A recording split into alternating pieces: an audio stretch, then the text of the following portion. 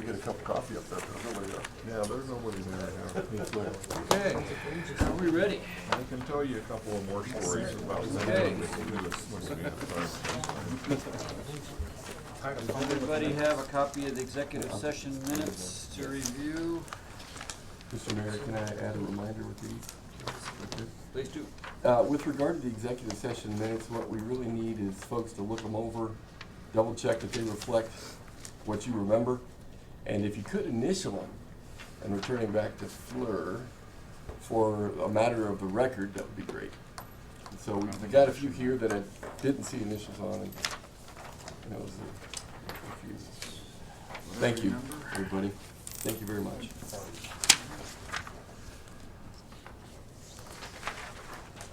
Thank you. Thank you. So a suggestion was made last week that we have someone be our designee with the Liquor Dealers Association. Anyone care to volunteer to do that? Do you know when they meet? I don't. Usually once a month, but when, I'm not sure. You'd have to get with Matt Gallagher. Depending on when they meet, I could do it. I know that I'm pretty I light can tell on you the usually list. it's over at lunch hour too. Okay. Well, let's find out when, and we'll send you an email, I'll see if you can do that. Appreciate it. Well, that was quick. We already had a schedule. Expected a lot more heated debate on that one. What do they give free samples? Right. Free ride home. Okay, long-range transportation plan. Mr. Mayor, members of the council, good evening, everybody. We wanted to take an opportunity to review really quickly the status with regard to the development of long-range transportation plan. As you know, you have seen elements of this in your information packet. Some of the information packets that have had information along these lines precede the current council. But nonetheless, the federal government requires us to update you periodically, and this is one of those updates, not to mention we have public feedback gathering processes coming up soon that we're hoping you can help us with as well. So with that, if I could turn the time to Mr. Clokey. Please do. It'd be great. Thank you. So I'll keep this short and sweet, but I guess what I wanted to do is kind of give you a breakdown of what we're up to, and then some upcoming events that we would love to have you join us at. And here's some reminders as well. But then, and there's some public survey information on there, on there as well. So feel free to take those and distribute. So first of all, as a city manager alluded, this is a plan that we update often. It's done every 5 years. This is a majority federally funded plan. About 90% of it is federally funded. It's through our office, the Metropolitan Planning Organization. So for those of you who maybe aren't familiar with the Metropolitan Planning Organization, or as called the MPO, it's an office that's housed in community development. We're predominantly federally funded, and we work towards coordinating transportation planning, not just for the city of Casper, but also for Mills, Evansville, Barnum, portions of the county, and we work closely with CATSI, obviously you know that, and VIDOT. So, and also on our board, we also have representatives from the airport. So I think that sums it all up. But does anybody have any questions real quick just about the MPO itself before we move on to the plan? Okay. So who's our rep? Are you our rep, Bob, on that? The MPO? And you go to the policy meeting, but not the I go to the policy meeting, but not the NPO. Okay.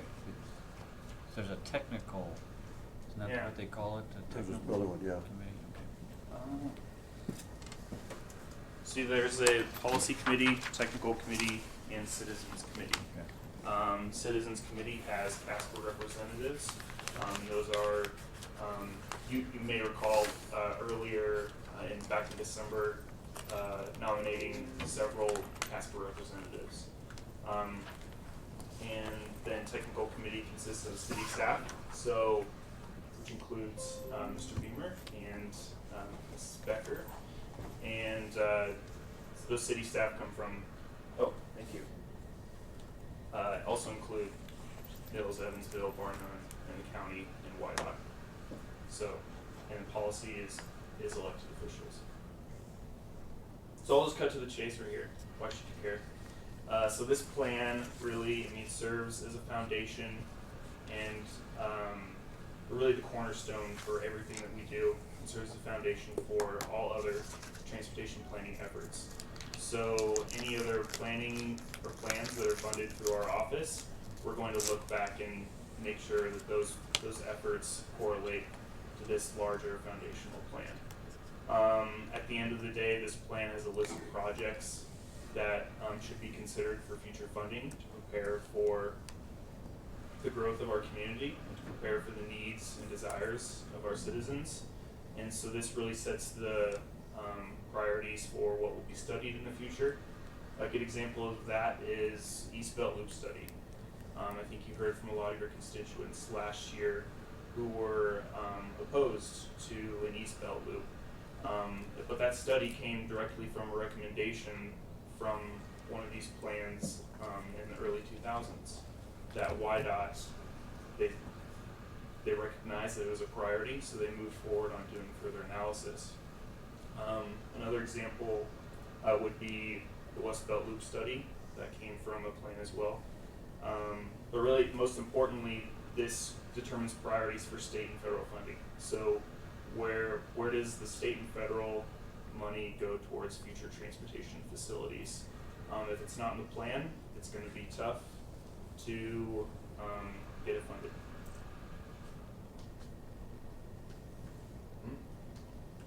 Okay.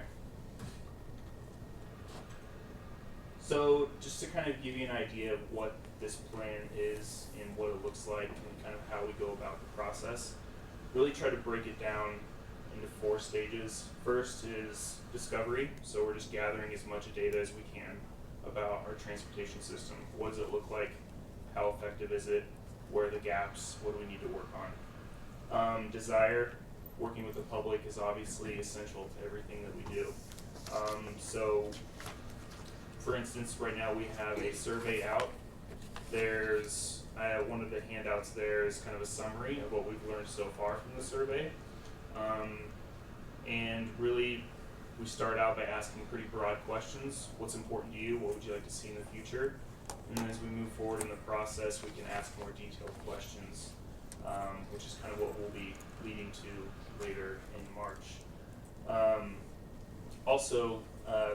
So right now we're kind of in the we're somewhere between 1, 2, and 3. 3 is design. So we're getting to a point where we've gathered as much data as we can. We're getting started talking to the public, and now we want to work with the public and start identifying specific projects that'll really move the needle as far as making a better transportation system for our citizens. And then finally is just documenting everything that we do. That's documenting all of our data, the reasons why we've chosen certain projects, and everything that we've learned from the public. And at the end of the day, really, we're creating a document that summarizes a list of projects, priorities, and policies that are reflective of the resources that we actually have, with the money that we actually have, and makes recommendations to move forward in creating a better transportation system. So like I said, we're kind of in the middle of some of these stages. In December 6th, we had an art walk. We started getting some initial feedback from folks, and we're collecting data on some of these major issues like congestion or collision data, safety data, demographics. And then most importantly, what I want you, if there's anything you can take away from this, it's this date right here, March 12th through the 14th. So we'll be taking a lot of what we learned and getting to a place where we can have some more detailed conversations and workshops. So we'll be focusing on these 6 key topics, and that includes growth scenarios. So what does our transportation system look like depending on how we grow. It's going to look very different if we focus on just developing in downtown versus if we have if we have a really strong emphasis on building on the edges of town. Focusing on what transportation facilities should look like in our redevelopment areas downtown, looking at safety zones. So do we have certain intersections where we have issues? We know we do, and what should we do better about those intersections? Transit, I think we've spent an entire year really nailing down our bus routes, but we know that we can always do better, and we want to especially look at the financial side of things for transit. Bicycle networks, looking at where we have gaps, and then finally congestion, so identifying areas where we need to improve as far as vehicle congestion. And so on that handout, there are specific times. Please stop by if you can't make it to those times. At the very least, I'd ask you to stop on by at our final presentation. It should be March 14th at 6 p.m. That's at Casper College at the Gateway Center. So if you have any questions between now and then, please holler. Any questions right now? Anybody? Okay, thanks, Aaron. Okay, check out our website, thinkingrossroads.com. That's how we're disseminating all of our information. So, yeah, thank you. Carter and I talked right before the meeting that there are times that things come up that are either overlooked as we put our agenda together, or that come up more suddenly that just need to be added. And so Carter wants to make a pitch for why we should add something to our 26th agenda. Thank you, Mr. Mayor.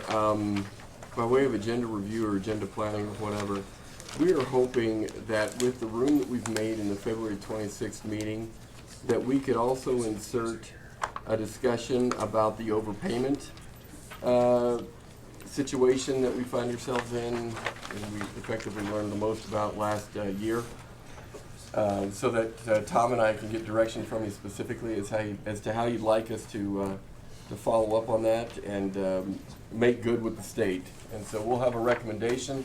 We probably need a few more minutes of discussion than a pre-session would allow, pre-meeting would allow. It would likely warrant some time in the work session that we're hoping would be the 26th. So we took 80 minutes out of it, so everybody's okay with that, putting 10 minutes in for that? Great. Awesome, thank you. And I think we'll add something to the agenda for these pre-meetings so that if there's other things that Carter just wants to present or things that staff are concerned about that just have come up in the last week, that there's a place for us to talk about those things. Thank you. So appreciate that. Okay, anything on the agenda for tonight that people want to bring up before we go out there? Bob? Regarding our small wireless things, I'm having a little trouble putting together exactly what the cost is gonna be per unit. I assume that we'll be talking about that some more when we, the way the ordinance is written, there's no numbers of what it's gonna cost per unit to get it in there. But that's left up to staff. But it's not exactly clear how you end up at a total number and how that compares to what the feds are saying now. You bet. Mr. Mayor, we can address that to some degree right now, if that would help. Thank you, Councilman Hopkins. That's a good question, and certainly a really important part of the discussion with regard to that particular item. The study is complete. We did make the timeline that the feds prescribed, and so therefore, with this action, we believe that we're consistent with what the rulings were from the FCC that would allow us the opportunity to define that cost more so than what they prescribed. We believe that the cost that they recommend is about half of what it should be, and so therefore we're suggesting that from again from that threshold, which was in the neighborhood of $200, we believe should be closer to 400 and plus. And so that the ordinance, if I could get John to kind of walk us through that a little bit more as to why that meets the approval of what the FCC suggested, I would appreciate that, Mr. Mayor. Sure. John? Great. Thank you all. Mayor, Council, basically, the default provision, I think it was $270 to put in one of these or thereabouts. We think that at a minimum, it'll be double that for the efforts that the city has to put in to approve each of these additional small cells. It may fluctuate depending upon the placement of the small cells. Some areas will have more cost associated with them than others, and so it wouldn't necessarily be a uniform cost throughout. So in that regard, but we think just as a matter of, we wanted to make sure that after spending this time and effort of all of the staff and the funds that we've dedicated to fund this, that it would in fact yield us some return in the future if in fact we have these small cells coming in droves, which some communities are starting to get now. And so in that regard, we think that it probably was a good investment by council if in fact things do pan out like the consultants say, and it would be basically double what the default amount was set by the federal government. So for those cities that didn't go through this exercise, they will end up in the default position. Correct. Exactly. That's why we're doing this. Thank you. And we want to talk a little bit about the council goals, because we won't meet again until, our next meeting will be our council goal setting meeting on Monday, so anything we need to talk about tonight, Carter, about the preparation for that? Thank you, Mr. Mayor. You received your packets last week that hopefully is providing some benefit to you. We also, however, completed the final report with regard to 2018's goals and objectives. You should be receiving that electronically via an email as well as in the information packet. I do have some hard copies here tonight. For some of you who would rather have a hard copy, we have those available for you this evening.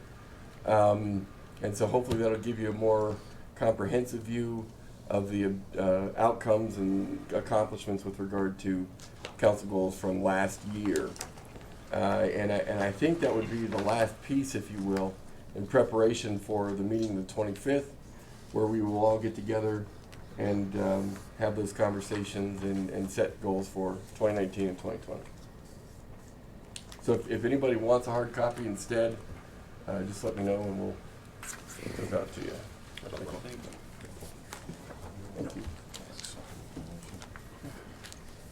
Thank you. Okay. That's all. Anything else on the council goals meeting ahead of Monday? Okay. And are we all set with the amendments that have been proposed to the liquor license ordinance? And we've got the cadence down to that. Steve, you'll make a motion, and someone will second, and we'll see if everyone agrees with that. Mike? Well, I just have one question. Are we still thinking about having the penalties for over-serving, or, you know, is that gonna be put on the table tonight for consideration, or are we just gonna go to the idea of having those in a resolution strongly urging that? I think the latter. Steve, go ahead. This Yes, is a Mr. replacement. Mayor. So my amendment is to strike over-serving altogether, replace it with mandatory tips training. Yeah, okay. Along with that, there is a penalty phase of $150, $200, $250 for first, second, and third offense. Third offense, they would have to come in front of council, at which time they'd be told on a fourth offense, they'd be suspended for 7 days. Their license would be suspended for that period. Okay. And kind of as a follow-up to that, is this proposed resolution that I handed around, if people are interested in that. Mr. Mayor, if I may add, we have some language that we would like to continue to work that resolution over with, and so please consider this a first rough draft, and hopefully we can present to you next week a more cohesive second draft, if you will. We would welcome feedback as well, though, that you might have after looking at this first blush attempt. Because that's not on tonight's agenda. Correct. Okay. Chris? Do we cause any problems for ourselves when we mandate in ordinance that it's tips training? Or is there a better general? So the ordinance actually defers to Title 12, which I talked to the state liquor department earlier today, and they said that that's very common. that it'll defer to the state, and the state has like a list of approved programs. It's not just tips. There's also one called like Safe Serve that I guess like most hospitality type companies use. I think there's like 9 or 10 on the list, roughly. I think your question is would the chief's training satisfy that? Is that? Well, I mean, yeah, do we, Chris? Because yours is, somebody changes the title or somebody does something like that and we, go ahead. The way it's written in here is alcohol server training program as approved by Wyoming statute 12402. So there's criteria in that state statute. Okay. So it doesn't necessarily have to be tips, it just has to meet the criteria okay, in that okay. statute. And yours does, I assume, chief. They've not made any effort to have it accredited by the state. But there's it doesn't have to be accredited, it's just have to have certain things included, is that correct? Well, it would have to meet the requirements. The way we have it written, it's approved by 12402. Kristen? The state liquor department said any outside program, whether that's like, say, for example, like Buffalo Wild Wings, like maybe they have like an internal training program that covers liquor related items, they would just have to submit it to the state liquor department, and then the state liquor department could approve that and add it to this list. Okay. Steve?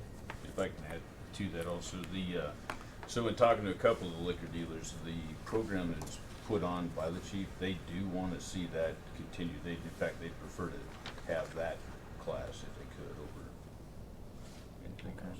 Is that, does that seem doable to go through that process, chief? Because according to the ordinance, then it would need to go through that certification process before it would count.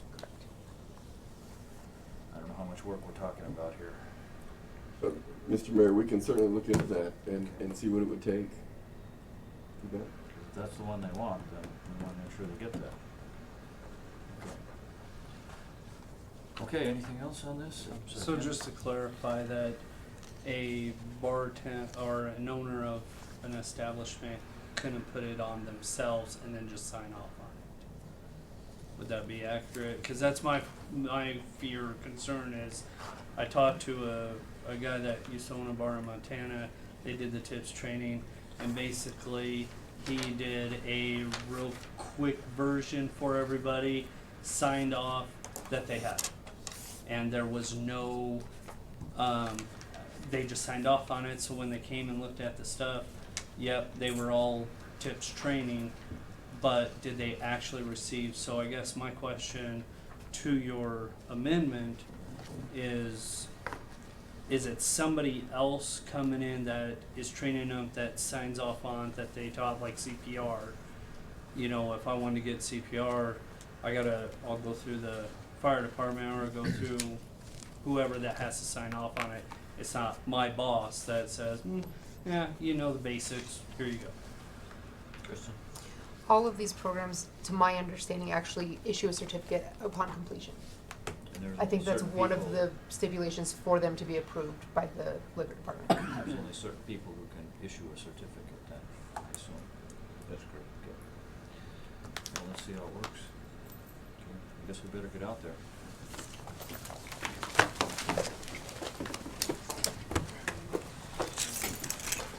This is the farmers.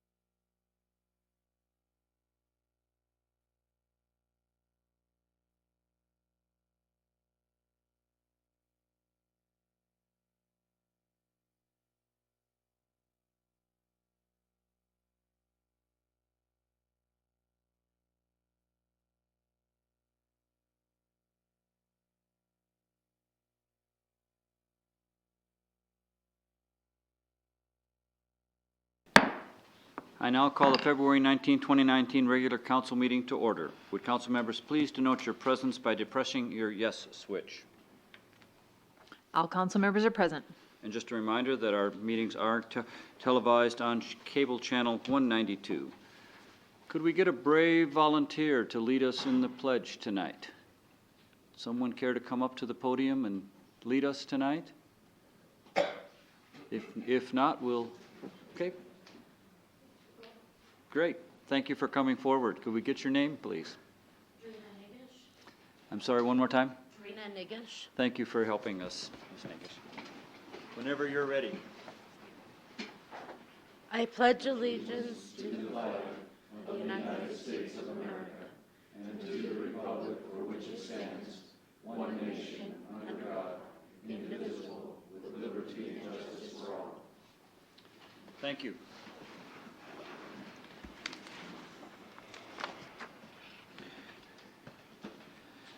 The chair would entertain a motion to approve by minute action the minutes of the February 5th, 2019 regular council meeting as published in the Casper Star Tribune on February 12th, 2019. So moved. Second? Moved by Councilman Walsh, seconded by Councilman Hopkins. Any amendments? Please cast your vote.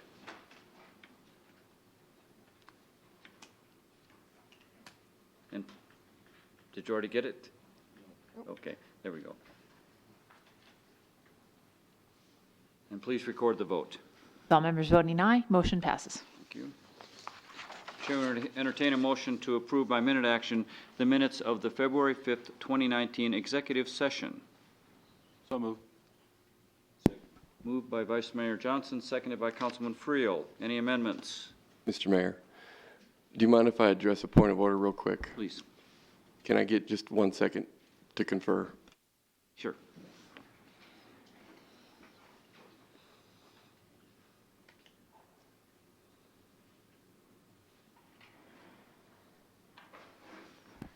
Mr. Mayor, one of your esteemed body has indicated an interest to potentially amend those minutes.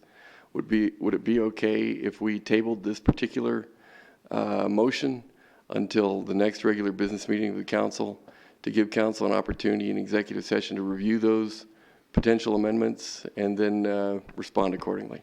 Do we need a motion to table then? If we could, please. Motion to table? So moved. Second. Moved by Councilman Hopkins, seconded by Councilman Walsh. Please cast your vote. And that will be tabled to a date certain then?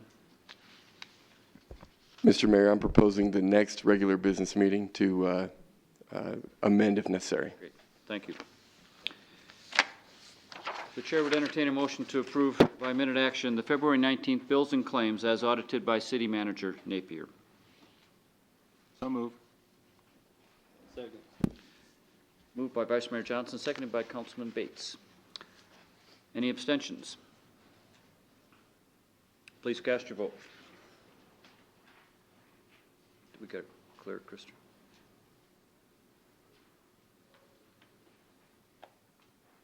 Okay. Now, please cast your vote.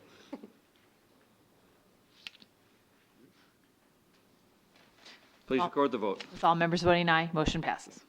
And now is the time we invite anyone in the audience who wishes to speak with the council to come forward. And I'm sure some of you are here to discuss the dog ordinance on second reading and the the dog ordinance on third reading and the liquor license ordinance on second reading. We do have public comments set aside for those when they come up. So if you have a comment about another matter, we invite you to come forward. And please state your name and address, and please direct your questions to me. Who would like to speak this evening? Good evening. Good evening, Mayor. Dennis Steensland, 533 South Washington. Couple of things to bring up this council meeting. I tried to listen to 192 when you had your work session, and I know I've brought that up in the past. It's a total waste of time. And I know you spent some pretty good city money, our money, to have a system put in there. The only one I could hear was Carter for maybe a third of the time. So anyway, once again, I would encourage you to get your IT people. I think I've used the right approach this time. I talked to Jolene, and she's already taken it under control and is going to try to get it addressed. But at home, you cannot hear it on 192. So that's the first one. Another one is it's been 15 months since we sold the 2 properties on Ash Street. There's very little being done. I was under the impression when they bought those properties, they had the money, they were ready to go, and they would be up and running. Well, it's been 15 months, and Ashby has got a little bit done. 1890, I understand, isn't in the mix anymore. But anyway, 15 months, and I've never heard the council address it one way or another. Whether you're concerned with it, where that's just the way government works, or whatever. So, my other one is the regular council meetings here. I'm asking every council member to help the one next door to you to turn on your mic and make it so we can hear in the audience. It's still a problem. That one's been brought up quite a few times in the past as well. So just reminders, I guess. Thank you much for your time. Mr. City Manager, could we get an update on the status of those properties when we talk about the Plains proposals that will be coming up? Is it next week that we're doing this? Mr. Mayor, I could do it then, or I could give you an update now, whatever you'd prefer. Why don't we just incorporate that into the work session, if is that okay with everyone? Okay. We'll just wait till next week. Absolutely. Okay, thank you. Anyone else care to come forward this evening?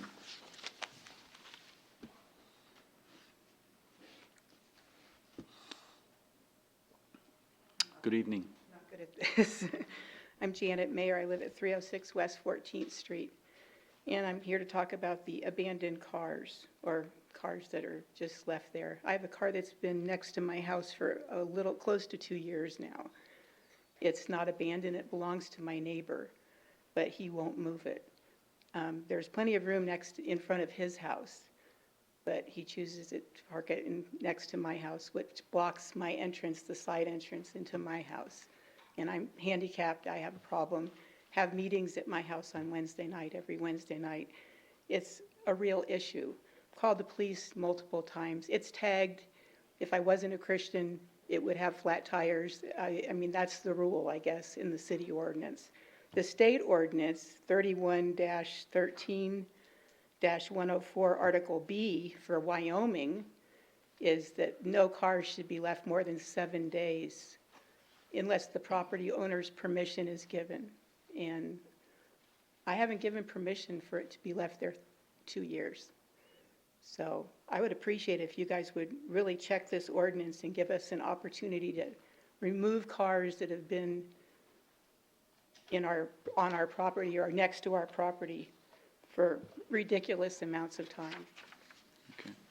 Did you have a chance to look at the amendment we're looking at this evening? No. That's in our packet? We are discussing that this evening, and we're actually having a public hearing this evening. So you're the first one to speak on this matter. Oh, good. Okay. Okay? Well, it's an issue in our neighborhood, and I live right near Dean Morgan. I live on the corner of 306, well, Ash and 14th. It's also a public safety issue. There's buses in that area. It's near the corner. You can't see down the street. There's kids crossing the street. I try not to park on that side because of the bus and children issue twice a day. It's very busy. It's just not, it's an inconvenience, but it's also a safety issue with this particular car. Well, you'll get a chance in a few minutes to hear the reasoning behind these changes, and we'll see if they satisfy you. Good, thank you. Okay. Would anyone else care to come forward this evening? Okay. We'll move on to our consent agenda. Please read the consent agenda titles. Establishing March 5th, 2019 as a public hearing date for consideration of the following 3 items: vacation and replat of Cabin Creek Estates Number 3, Lot 1, and plat of a portion of the Paradise Valley Golf Course to create Cabin Creek Number 4, comprising of 0.22 acres, more or less, located on the west side of Fairway Drive. The transfer of ownership for retail liquor license number 28 from Caputa's Catering LLC, doing business as Prime Time, located at 4370 South Poplar, to Proper Management LLC, doing business as Sunrise Lanes, located at 4370 South Poplar, and the new Bar and Grill liquor license number 11 for 71 Southeast Wyoming Boulevard LLC, doing business as the Horse Palace, located at 71 Southeast Wyoming Boulevard. The chair would entertain a motion to, by minute action, establish the public hearing dates just read. So moved. Second. Moved by Councilman Hopkins, seconded by Vice Mayor Johnson. Any abstentions or nay votes? Mr. Mayor, I would like to abstain from item C. Okay. So noted. With that abstention, please cast your vote. And please record the vote. With the abstention noted, motion, and all voting aye, motion passes. Okay. I now declare the public hearing open for the consideration of amendment to the Casper Municipal Code pertaining to abandoned vehicles. Mr. City Attorney, do you have exhibits? Mr. Mayor, we have an exhibit with respect to this. We have one exhibit, exhibit number 1, correspondence from Will Chambers to the Casper City Council and J. Carter Napier, dated February 8, 2019. Thank you. Mr. City Manager. Thank you, Mr. Mayor, members of the council. I appreciate the testimony that was provided with regard to changes that the citizen would like to see with regard to this particular ordinance. We believe that the changes we're proposing this evening will go at least some of the direction with regard to what the citizen has proposed so far. I would say that there are no provisions in the ordinance that are being proposed with regard to a 7-day time limit and those kinds of things without written permission of the adjacent property owner. That is not a feature of this ordinance. However, there are a couple features that we think will be really helpful to the use of this ordinance and the maintenance of the public welfare regarding this particular issue of abandoned vehicles. One of which is with regard to impounding. We are suggesting replacing that concept with regard to removing, in that we do have those vehicles removed when they meet certain conditions and criteria, the hopes of which would be improved with regard to another change in the amendment, if you will, that we're suggesting, The issue of inoperability has been a fairly low threshold with regard to what can keep a car in place for an extended period of time. We're suggesting that we would propose other signs of obvious inoperability that would allow us to get the car removed. Things like testimony from adjacent neighbors that would indicate not having moved. Sometimes you see weeds that kind of grow in and up around the vehicle's axis and tires, and those kinds of things are other things that we would look at for obvious signs of inoperability. But we're hoping that that would be enough to give us a little more flexibility with regard to enforcing this ordinance. The other thing that we would suggest being changed as a part of this amendment, aside from a number of the housekeeping issues that this rather old ordinance would require, is changing the definition, or I should say the use of the term motor vehicle to just simply vehicle.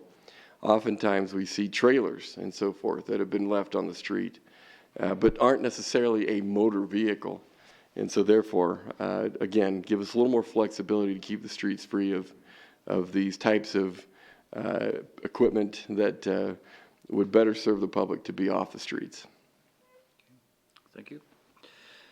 Council will now listen to public comment. Public hearing comments are limited to 5 minutes, and please no duplication of speakers.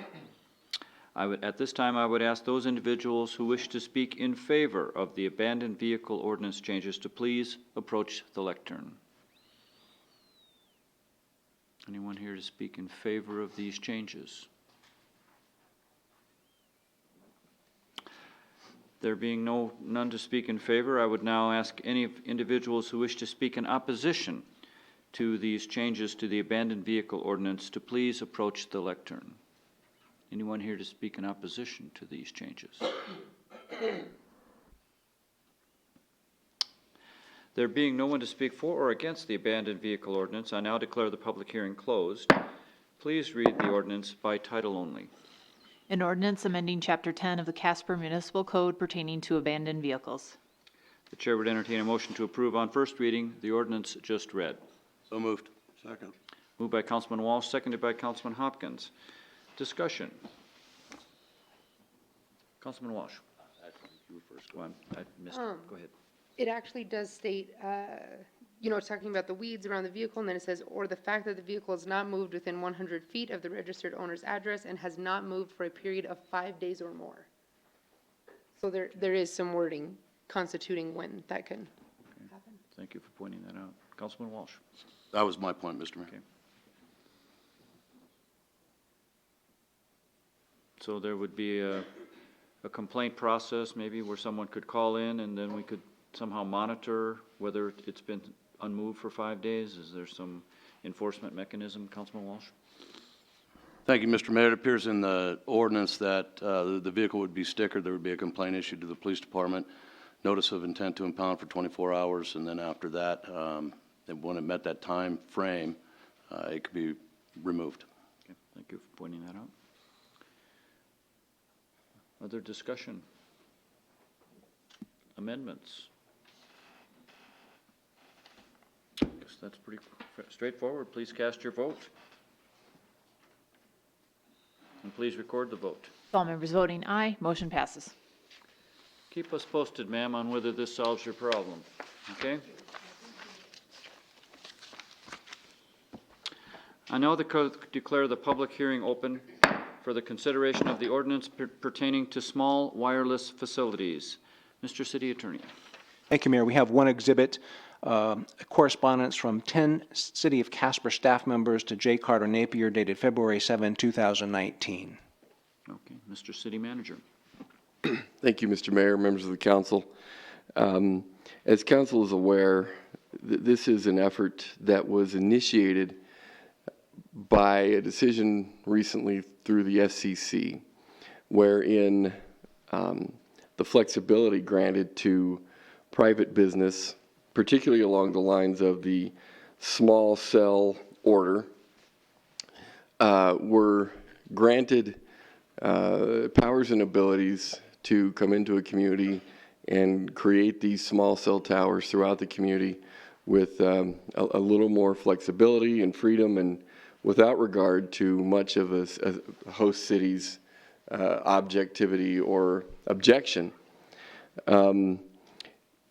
Save an ordinance were created that allowed the city to enact a permitting process, or at least require certain costs to be incurred that would be more reflective of the city's actual costs to permit those particular facilities and follow up with regard to the requests that their permit would engender.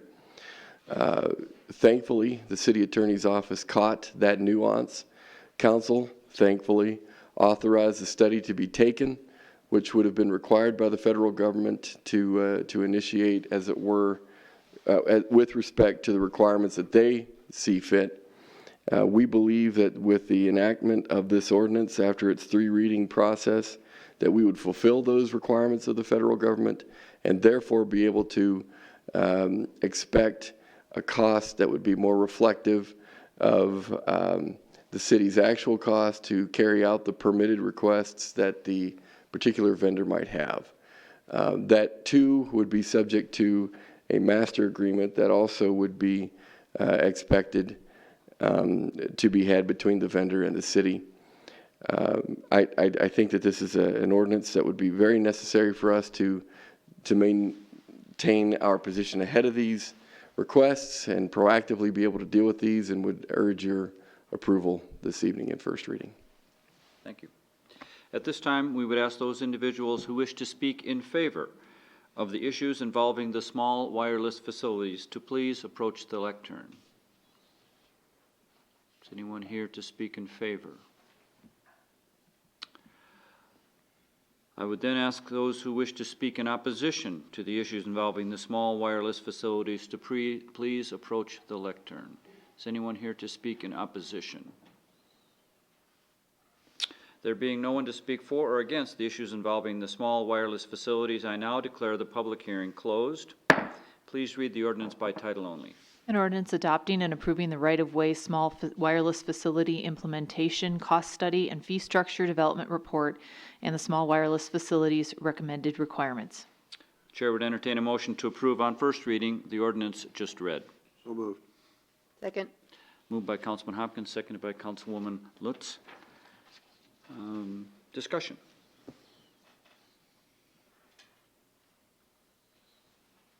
Councilman Hopkins. Thank you, Mr. Mayor. This is one of those things it's very easy to see something like this slip by, but the small cell wireless systems that we're going to have is probably akin to the first cell phones that were usable. It is a huge change in what's going to transpire in your cell phone service. You'll be able to have essentially hardwired cable service to your phone, a lot of places in town that you have very little reception. The real upside of this is that small cell wireless takes a very small antenna as opposed to the big antennas that you see around town. There will be a number of these things, and you may not even notice that they'll be incorporated in light poles and other areas on top of buildings. It won't require the big system antennas that we have now. Now, most of those will probably remain, but it is a huge jump in the capability of cell phone and cell phone services. And there are a lot of other things that can be done with the small wireless, the 5G technology, that simply is not possible today. So it's a much bigger deal than what it appears to be. And I would like to thank staff for really being on top of this. Thank you. Would it be correct, Mr. City Manager, to say that the federal legislation was very favorable to the businesses, the small cell, the companies that would be installing these small cells, and set a price well below what it would actually cost, and that had we not done this, we would have been forced to comply with those federal regulations that were very favorable to the companies and unfavorable to us? Was that a fair summary? Mr. Mayor, that's a very fair summary. You bet. Any other discussion? Amendments? Please cast your vote, and please record the vote. With all members voting aye, motion passed. I would also like to recognize staff for catching this and doing all the work to establish what the information and the data that needed to be clarified and put together so that we could make a case for a different fee structure. So thank you for your work. I now declare the public hearing open for the consideration of the annual renewal of liquor licenses. Mr. City Attorney. Mayor, we have 5 different exhibits. Exhibit number 1 is correspondence from Fleur Trummel to J. Carter Napier dated January 29, 2019. Exhibit number 2 is affidavit of publication as published in the Casper Star Tribune dated February 14, 2019. Exhibit number 3 is affidavit of publication as published in the Casper Star Tribune dated February 14, 2019. Exhibit number 4 is affidavit of website publication as published on the City of Casper website dated February 5, 2019. And exhibit number 5 is affidavit of notice of conspicuous posting pursuant to Wyoming Statute 12-4-104A dated February 5, 2019. Thank you. Mr. City Manager. Thank you, Mr. Mayor, members of the council. This is council's opportunity to evaluate and review, contingent upon renewal, the licenses and so forth that you have distributed to sell alcohol throughout the community in one form or fashion. And as you know, there's a number of licenses and conditions that apply with regard to the types of licenses that folks have. Council in the past has requested individuals and businesses to come forward on kind of a reporting basis. That is not the case with this year's renewal process. And as a matter of fact, I'm happy to report that while we have had a number of scenarios wherein citations were issued over the past year, none of them have been substantial enough to amount in demerit form questions that might question whether or not a renewal should take place. And also, I would like you to know that indeed the conditions that you have assessed on a number of these licenses over the past years continue to be met, and we would have no reason to suggest that a renewal or series of renewals should not happen this year. Thank you. Council will now listen to public hearing comment. Public hearing comments are limited to 5 minutes, and please, no duplication of speakers. At this time, I would ask those individuals who wish to speak in favor of the liquor license renewals to please approach the lectern. Anyone here to speak in favor of the renewals? At this time, I would ask those individuals who wish to speak in opposition to the liquor license renewals to please approach the lectern. Is anyone here to speak in opposition? There being no one to speak for or against the liquor license renewals, I now declare the public hearing closed. The chair would entertain a motion to, by minute action, authorize the renewal of all currently issued liquor licenses. So moved. Second. Moved by Vice Mayor Johnson, seconded by Councilman Walsh. Discussion.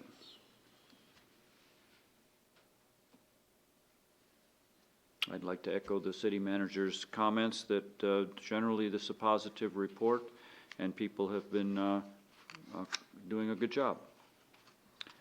Any amendments? Any abstentions or nay votes? Actually, I got a discussion on it. If you don't mind, I got a discuss, or just wanting to clarify. With some of them, the license with stipulations, is this going to continue with the stipulations? Mr. City Manager. Mr. Mayor, Councilman Bates, that would be correct. We're recommending that those stipulations be maintained and would be consistent with the renewals that you would offer this evening. Okay. Please cast your vote. And please record the vote. All members voting aye. Motion passes. Council will now discuss the Animal Care and Control Ordinance. This item will be open for public comment and for discussion by council. Please read the ordinance on third reading by title only. An ordinance repealing and replacing Chapter 6.04, Animal Care and Control of the Casper Municipal Code. The chair would entertain a motion to approve on third reading the ordinance just read. So moved. Second. Moved by Councilman Pacheco, seconded by Councilman Walsh. Council will now listen to public comment. Again, public comments are limited to 5 minutes, and please no duplication of speakers. Is anyone here to speak on the Animal care and control ordinance on third reading. Can I ask a question? If you don't mind. Please.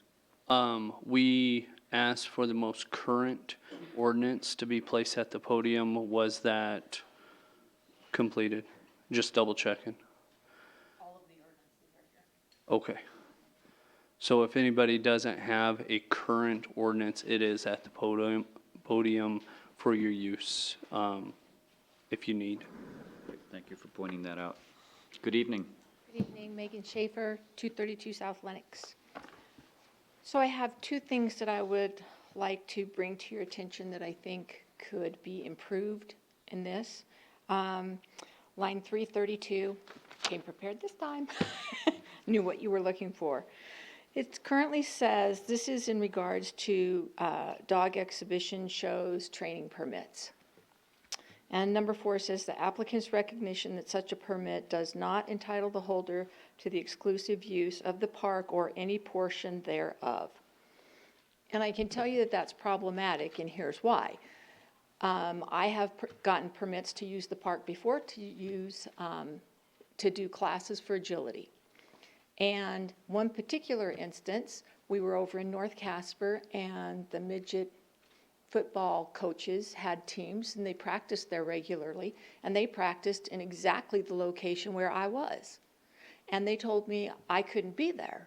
Well, as it turned out, I have my permit, and I said, yeah, I think I can. I've got this permit, I've applied for it, and I have permission. I think the intent of this is that somebody who gets a permit can't say, I've reserved all of Highland Park, and you can't come to any portion of it because I reserved it, and here's my permit. I think that's the intent here.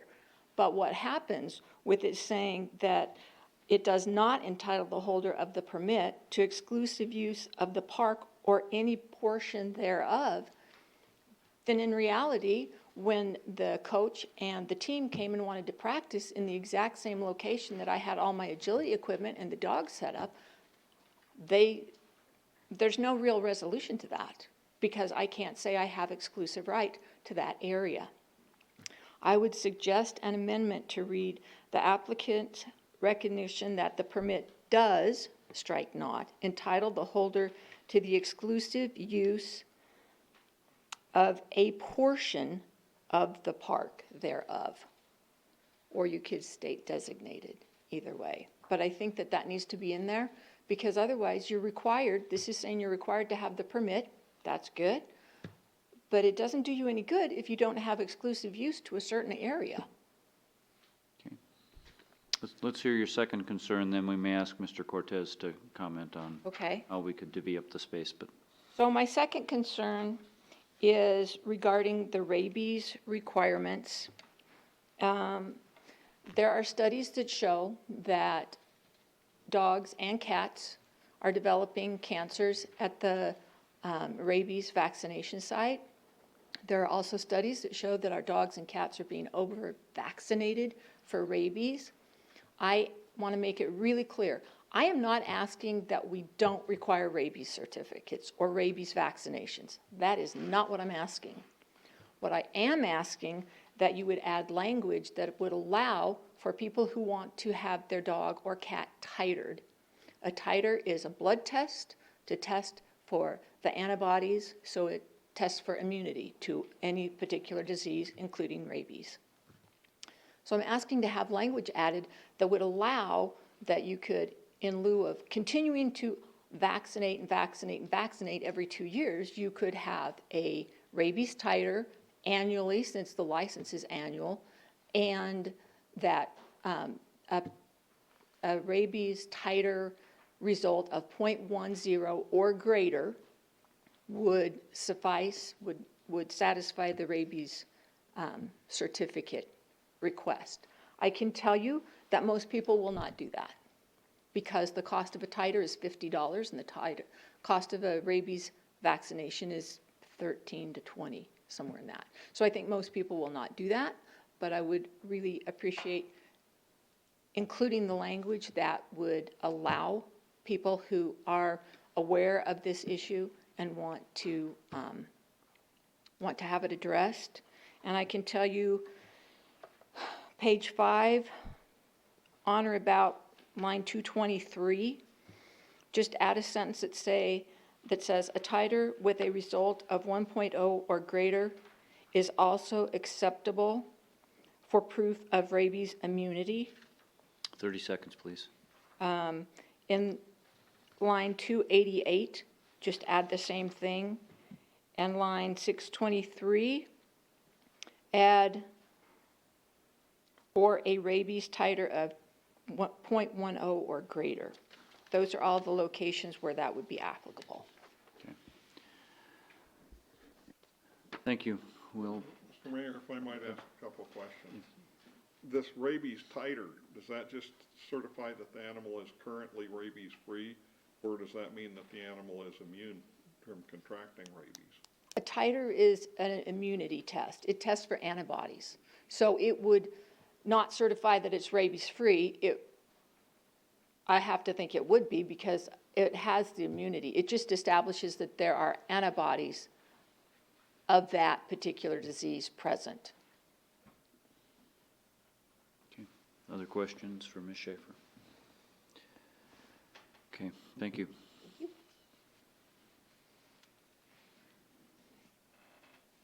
Anyone else care to speak on the animal control ordinance?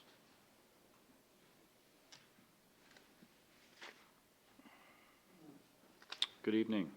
Good evening. Eric Paulson, 751 North Durban. So I guess I'll get straight to the point. You know, I don't know how many of you have ever walked through North Casper, but there's dogs all over the place in the backyards, barking, doing their job, doing what a dog should do, protecting their owners' houses, letting people know they're not welcome into that house. With the current proposal of the bill, any squeaky wheel in these neighborhoods, which if any of you have ever owned a pet, knows that there's always that one person in a neighborhood who's got to complain every day about a dog or a cat or something of that nature.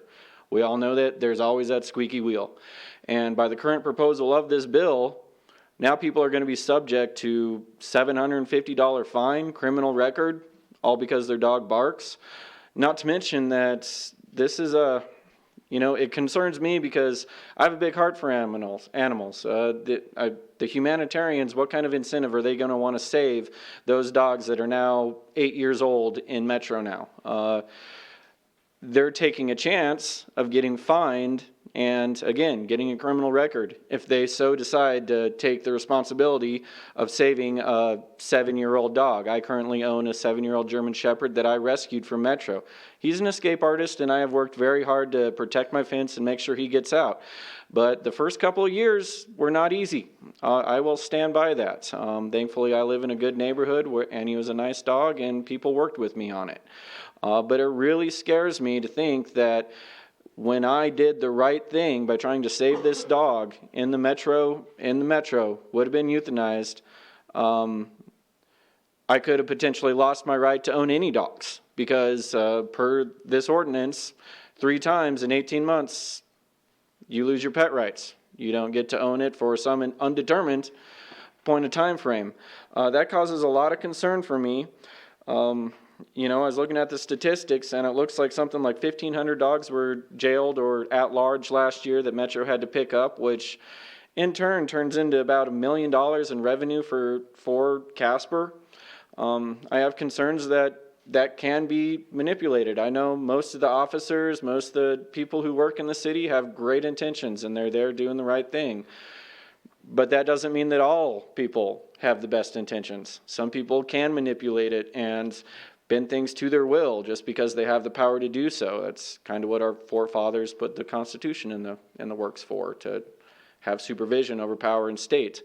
So my biggest concern is that I don't think people should be getting criminal records just because they're animal lovers. I think that really needs a big, long, hard look at for everyone in here. I mean, we are the Wyoming state. We believe in freedom, independence. I think most of us are Republicans. We want limited government control over everything. And here it just seems like we're given a heavy hand to something that for some unneeded reason. I don't even see it because there are already laws on the books for violent dogs, for dogs that are running free, that are not on leashes and not controllable. I don't understand why we're implementing laws that we don't need. I do have a lot of concern too, because when I was reading, when you talk to it about on Facebook or anybody in public, they think this just concerns leash laws. They think that's all this concerns. Nobody seems to be really aware that they will lose their right to own any animal if they violate these whatever you want to call them, these laws that are going to be put on the books. So, as fellow Wyomingites, I hope you guys take a long look at that. I would like to encourage the fact that I would like to teach pet owners to be better pet owners. If they violate the laws and so on and so forth, make them go to classes, make them be better pet owners. Don't give them criminal records. Don't put them in jail for it. That's about it. Questions for Mr. Paulson? Okay, thank you. Thank you.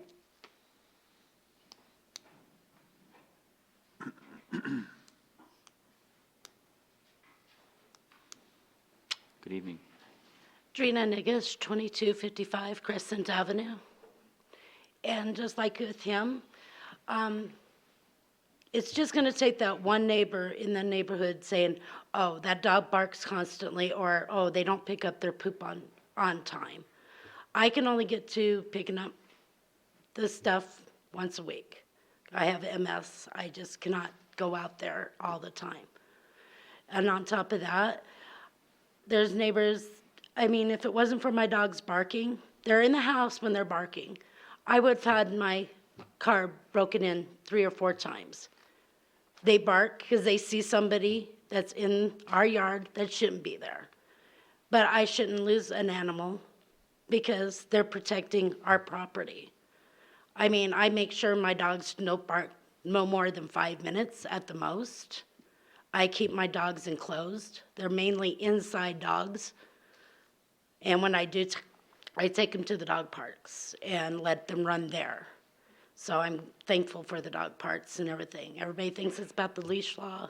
It's not me. I didn't have that much problem with the leash law. It's this other part saying, you're going to take all my animals away, which I'm having anxieties. I have an emotional support dog, and it's really hard for me to do this. But I don't want my dog taken away because a neighbor just doesn't like a dog, and he can use it against me saying, hey, I don't like the dog. He's been out there more than 5 minutes barking, which is never true, but it shouldn't be that way. That now we have to almost hide our animals because we're afraid they're going to be taken away because they violated somebody because somebody complains. There's got to be a little leeway, especially like the dogs at large. A lot of fences get blown down when we're getting the 70-mile-per-hour winds. There should be a leeway oh, okay, it happened this one time. We do have frequent flyers. It's on plenty of the websites for Casper's missing pets and all that. We know who are their frequent flyers. Yes, they need to be taken care of. They honestly do. Their pets should, I do everything in the world to make sure my pets are safe and not running around. And other people do too. If it means adding more fencing to your yard or, having to leash them up, but make sure they're not out there all day. But it shouldn't be where people get punished to have their pets taken away and being a criminal on top of that. So that's all I have to say. Questions for Ms. I'm going to butcher your name, so. That's okay. Questions for the speaker? Okay, thank you. Oh, I'm sorry. Maybe just Councilwoman? a point of clarification, and Councilman Walsh, you might need to help me. So where we're talking about the reckless animal owner, which is kind of where we lead into the discussion of people losing ownership, it says line 1046 for anybody tracking. An owner who is found to have violated this chapter other than by violations of line 1050.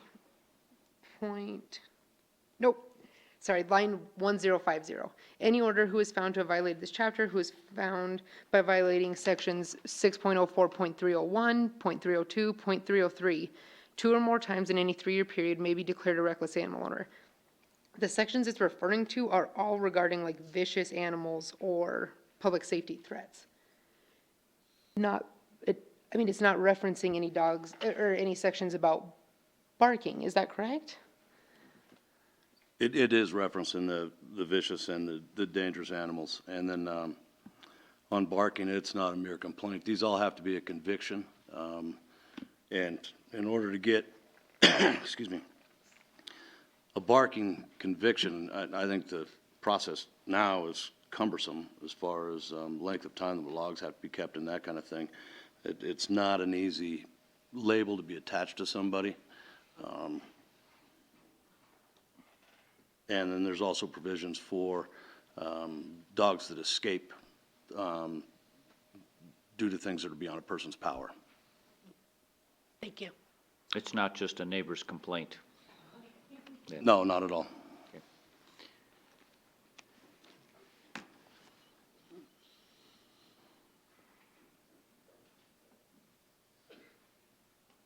Good evening.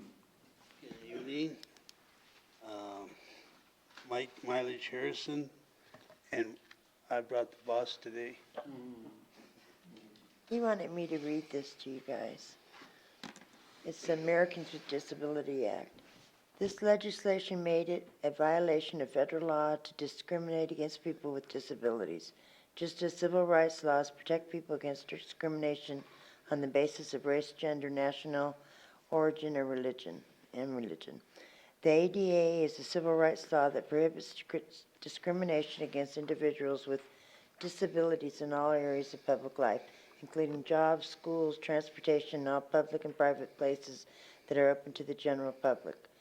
The purpose of the law is to make sure people with disabilities have the same rights and opportunities as everyone else. The alleged dog bites and misbehaviors I have requested from the Casper Police, the alleged dog bites that is in question since the takeover last July. We need to know what caused the biggest part of the problem to begin with. Are most of these issues at home? If so, what good is the leash law going to do? 3 different types of dogs. Mr. Mayor, there are fighting vicious dogs usually running loose or left in the backyard for days upon end, which are large dogs with fighting DNA. The second category would be animals that haven't been around people much and are not publicly, for the most part, trained to be around lots of people. Those types of dogs don't always have the patience and should always be on leash out in public. And thirdly, we have dogs that have been trained and loved since they were pups and are very friendly in all cases. These types of dogs you couldn't get to bite or harm anyone. The 100% friendly dog, if they have any doubt, they will be shy and run away from you. But the City Council since July of this year, because of the change from Metro to the City Police Department, is trying to categorize all these animals in the same group as dogs. The people that have put in the time, patience, love, and care should be rewarded. Something other than this is the way it's going to be. My puppy was loved and well known throughout the whole North Casper trails, sidewalks, with never a problem. He was part of the community, even by the mail carriers. To sum it up, is a very large part of our daily life. I feel very passionate about this and will determine if we're able to start with a new puppy.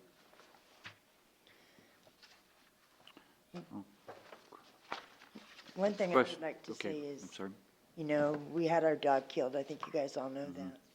And I'm getting ready to cry. That dog saved my husband's life. He got him up, walking again, breathing better, and he was a good dog. It wasn't our fault that someone was irresponsible. And I don't want him to be punished. You know, I think he should be able to go out with his dog. He trained him well. He would train the next one well. And we never had any problems with it. And I feel like he's being punished because of irresponsible owners. Questions for Mr. Harrison and his spouse? I'd like to. Councilman Bates. That's what couple of things is, I understand the disability aspect of having a dog. My sister's handicap, and having animals is important to her. I don't feel that this law is taking anything away. We are looking at more dog parks also within the city parks, grassy areas, to let the dogs run more free, and open up that opportunity. But on the other side of it is, and I've been one that's been been arguing on different aspects of this, but I do also agree that the leash law is important. I have a dog, a Newfoundland, huge black dog, nicest dog in the world. I've trained him the same way, but he sees somebody and he'll run up and he would hit every single one of these people and probably jump over the thing and try to get to these guys. He just wanting to meet everybody, but there's no control over him. I couldn't control him by voice, in all honesty. Would he harm a single person? No.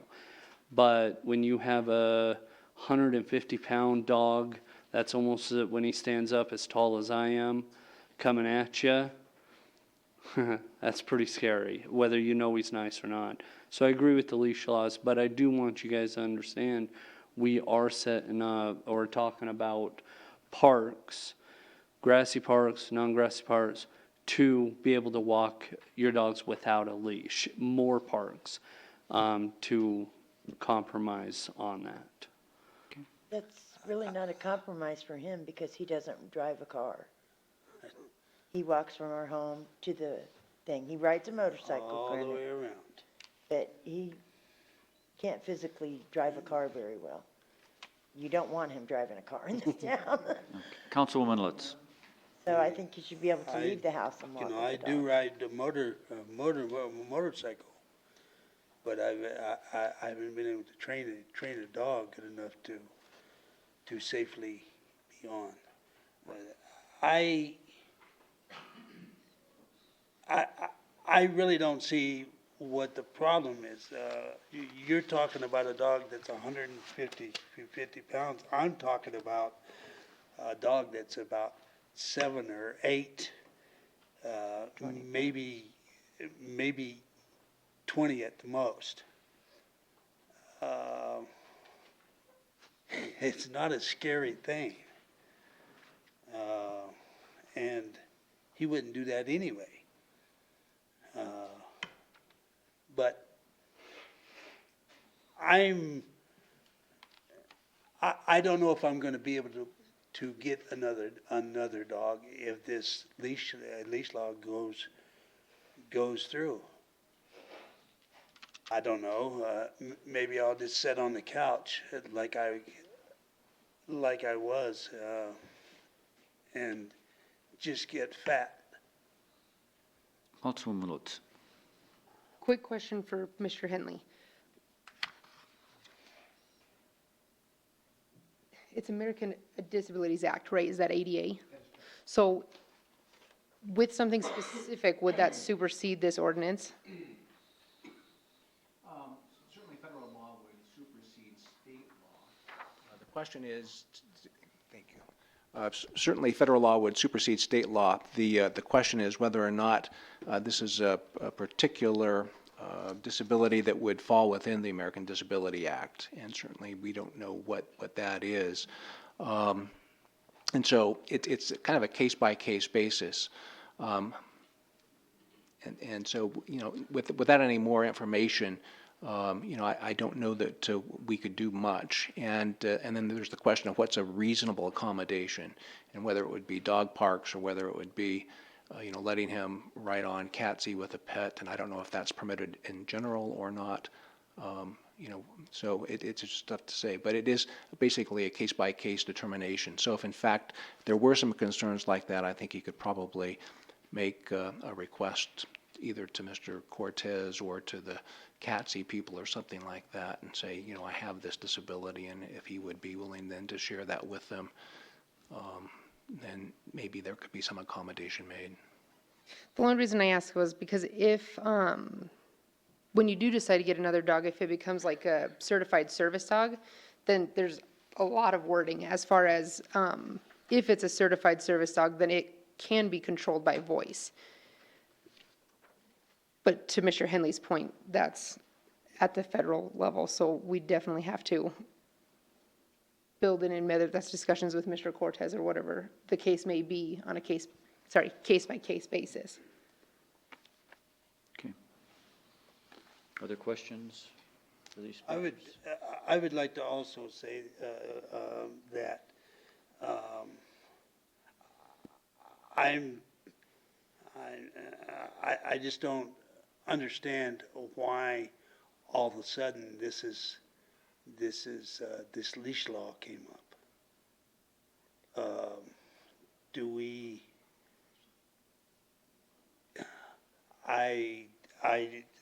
Just like I said there, I have got with the police, and I've requested the bites or whatever has been the problem since last July when the city took over. There was no problem when it was Metro. I would think Metro knows more about the animal control than the city police do. But I think it's a reasonable question, and perhaps someone can talk about the reasoning behind all of this in our discussion. Okay, thank you. thank you. Anyone else here to speak on the animal care and control ordinance? Good evening. Nicholas Wales, 906 East 17th Street. I didn't get everything else about, I don't know how to look it up. I'm not very good on the computer. I'll admit that right off the bat, about the dog barking thing. Thank you for making that understandable. My dog's just like any other one. It protects my house very well from UPS and FedEx. They'll never get anywhere near it. On starters, thank you for changing the leash law on the property law. I like it. My dog comes outside with me. I take the trash out. He goes with me. I clear the snow. He's right there with me. You can walk up to my house. You come up there. He's going to bring a Frisbee to you. You're in his house. That's the rules. You're going to have to throw a Frisbee. You're going to have to throw a toy. I appreciate the fact that I don't have to keep him on a leash and out on the property. He wouldn't know what to do, and that would kind of bug the heck out of him trying to figure out what he did wrong. I do have a bunch of concerns when it comes to everything past that. You had a gentleman come in here saying that on the first reading that keep the dogs on a leash because their dogs are coming up to kids and scared for his kids when the dogs come up to him. You've all been to Nick Fest or any other big event when kids are out there with the dogs. More than likely, and this is going to go to another question in a little bit, kids will come up to a dog thinking, ooh, puppy, and they're going to get bit. Why? Because they're going to come up and either scare the dog, surprise it, step on it, poke it in the eye. First thing that happens is that dog's protecting itself. That's a dog bite. That's an animal bite. Which I'll just actually jump to the biggest part that I'm looking at. When you're saying that you had 721 or so many bites within a year and a half, sorry. Now, were those animal bites, raccoon bites, cat bites, were they actual animal bites that were considered owner and owner's pets? Or is it just stray dogs that are out running around, and then those are the people like my dog goes up and bites one of you or anyone else in here, that would be considered where I'm thinking where the subject is coming up as, where they need to be leashed all the time. That worries me. Is it being blown out of proportion? Someone's not getting clear enough information when you're told over 700 in a year and a half. That's a hell of a lot of bites. That would concern me as a pet owner. Mine passes away, I'll never get another one. Even at this point right now, I don't, I've got one. I saved it from somebody. He's doing really good. I'm sorry for the people who own a pet that can't control theirs very well. You have one. I've seen Chihuahuas that won't even be controlled. I've seen other animals that won't be controlled. Mine, he just happens to be one of the ones, and he will stop and he will listen. He doesn't run out of the street. He knows what a curb is. He won't go out there. He knows where the corner is when we go for a walk. He stops on the corners. He's not going to run after a squirrel. He doesn't go down the neighborhood. It's things that he doesn't do. I really do want to know where you're coming up with these, how many bites? Is it all just owner? Owner on owner, I guess you would call it, owner on pet. I was told through Metro over a year ago that most of the dog bites in town are from an owner being bit by their own animal. And that was through Metro when it had an animal come out of a fence, broke through a fence, and chased after me and my dog. Nothing happened. I just couldn't get away because it wanted to be aggressive. Metro showed up, talked to the owner, fix the fence or you're getting a ticket. I had the choice kind of given to me if I wanted them to get the ticket. It's like, no, just fix your fence so it doesn't happen to someone lesser. If it was an older person, the person would have been kind of in trouble. When you're looking at these animal bites and you're locking them up, I can understand that. I go to the park with my animal, some of the other parks, and I'll play with my dog. Are you saying that while the park is empty, if I'm not bothering anybody, my dog's not bothering anybody, am I going to be getting a ticket for my playing with my dog frisbee and a ball in an open area, no one's around? Now all of a sudden, I'm getting a ticket for playing with my dog. Yes. I'll give you the pin. And that's the way it reads. Well, you're actually putting every animal out there, everyone, as a bad dog. It'd be like saying the kids that just got in trouble for hazing for wrestling on the school bus. 2 or 3 of them did something wrong, you nailed them. No, we're just going to nail all of you. You're all going to go ahead. Nobody's on the team's excluded. That's what you're doing with a lot of people here. Now, if someone's not bothering anybody, you're still going to go out of your way to actually, it's like, well, you know what, there's not a problem. If there's not a call, there's not a complaint, where's the issue? And this has been 8 years that I do this with my animal. That's his free time. I go to a bigger park because it's an open area and I can throw the frisbee further, the ball further. Can't really do that in the dog parks and let them run. Certain breeds actually love that running room. Mine's an Aussie Shepherd Blue Heeler. Sorry, sir. Should have given you a warning. But, I seen it. Okay. Thank you. Thank you.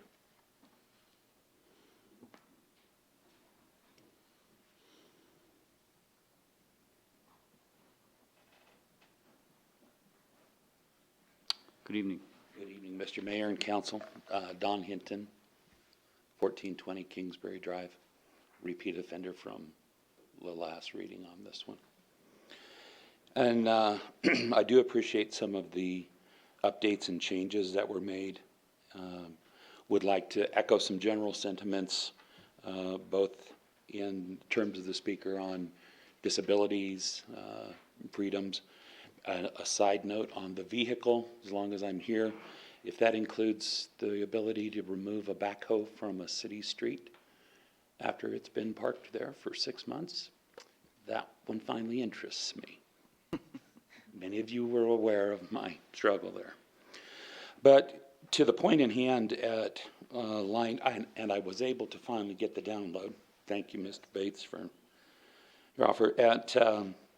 At line 1044, dealing with the reckless owner, I appreciate that there is language in there saying may be found or may be declared, but I don't see a provision statement in there that the owner will have the opportunity to discuss whatever these ramifications were.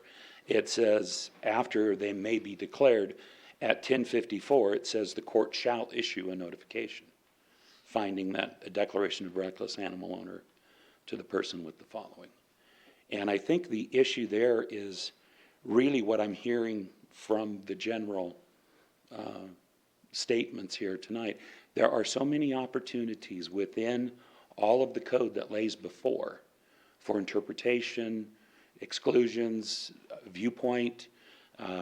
Even if you were in a municipal court, if it says this is the rule, the judge is going to be narrowed down pretty closely on what he can or cannot rule. And I think this really does speak to us having a heavy hand on the issue at hand. If this began over bites, by the time we get to the reckless animal owner exclusion areas and all the many things it can cover, we're a long way from bites. Now, I was a part of speaking here, I'm going to guess it was 1992, on the leash law. And that That came into being because there was a lady in Washington Park walking her dog on a leash. Her dog was accosted by a stray. A leash law would have absolutely no effect on that situation. And yet, we wrote a leash law in 92, or you guys probably have the record in reference to it, over that issue. And now we're talking about bites, and we're running afoul of the possibilities of elderly, little dogs. I gave you the examples before of my mother's dog.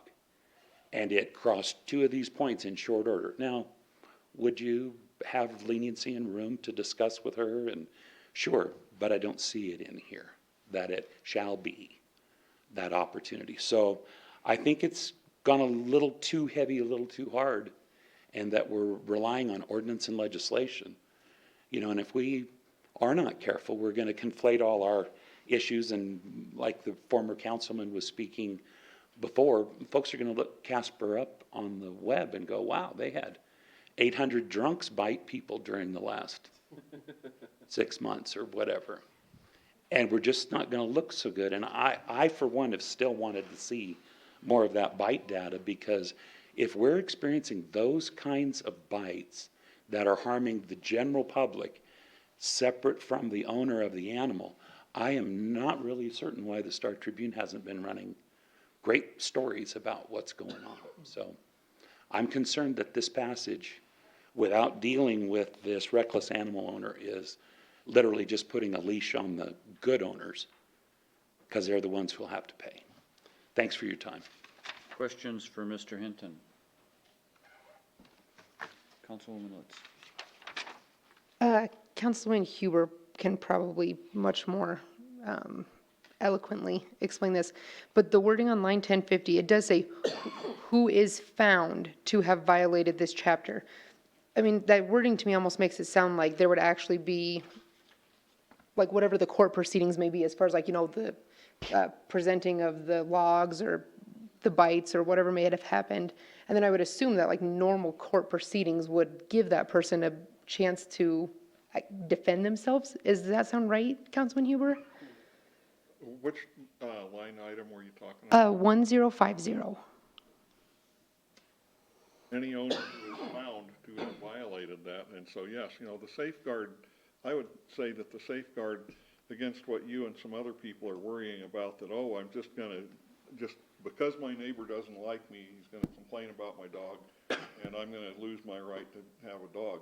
That is, you're really jumping to a very unrealistic conclusion there, because you'd have the right to go to court, prove, wait a minute, you know, this is just a vindictive neighbor coming after me.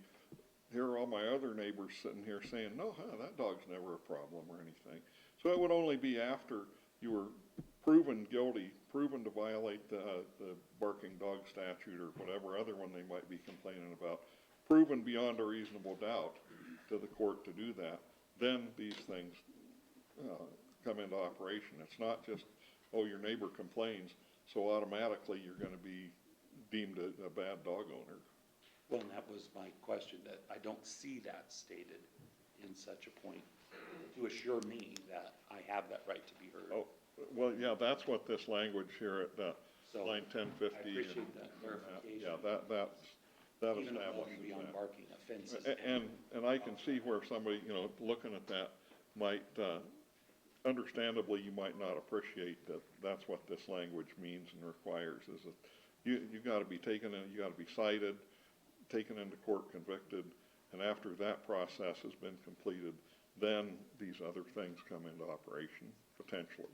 Well, thank you. So, yeah, I still so you can take some comfort in went that. from biting dogs to and I realized we needed to straighten out bees and chickens too, so there was a lot of work in the whole ordinance, and I read them too, just not just dogs. Thank you. Okay, thank you. If I can, Councilwoman. if I could just Councilman Bates. add to anybody, one of the key words that I caught from a lot of this is prove it. Prove. Anna, if a Metro person comes up and says, hey, I hear that your dog's been barking repetitively, prove it. Because if you can't, leave me alone. If my dog got out of the yard without by somebody else and they're at large and, you know, I wasn't aware and they're like, well, you need to do a better job, prove it that I haven't. Because I've been in almost all those circumstances. I've had somebody let my dog come to our fence. My wife spoke a while ago, came to my fence, and would let my 2 dogs out repetitively until finally I ripped the entire button off. I locked it up to where they couldn't open my gate whatsoever. And then I got called that they were barking too much. And we had to go through that. My daughter was walking around and she thought she knew this dog, and these owners got a new dog, additional dog. She stuck her hand under the fence and that dog ripped into her hand. Her fault, in my opinion, my wife would argue. But anyways, her fault for doing that. So she's a statistic of the bites at that time. She really was. So I get a lot of it, but I guess as it was mentioned, I just have to say to any of you that are concerned about some of this and being nailed, Metro, the court, they have to prove that this is wrong. Whatever took place is wrong. Your dog's barking too much. They have to prove it. That's your backup, I guess, with also the wording in here, found, is found in violation. Prove that they are. So, just wanted to say. Anyone else here to speak on the animal care and control ordinance?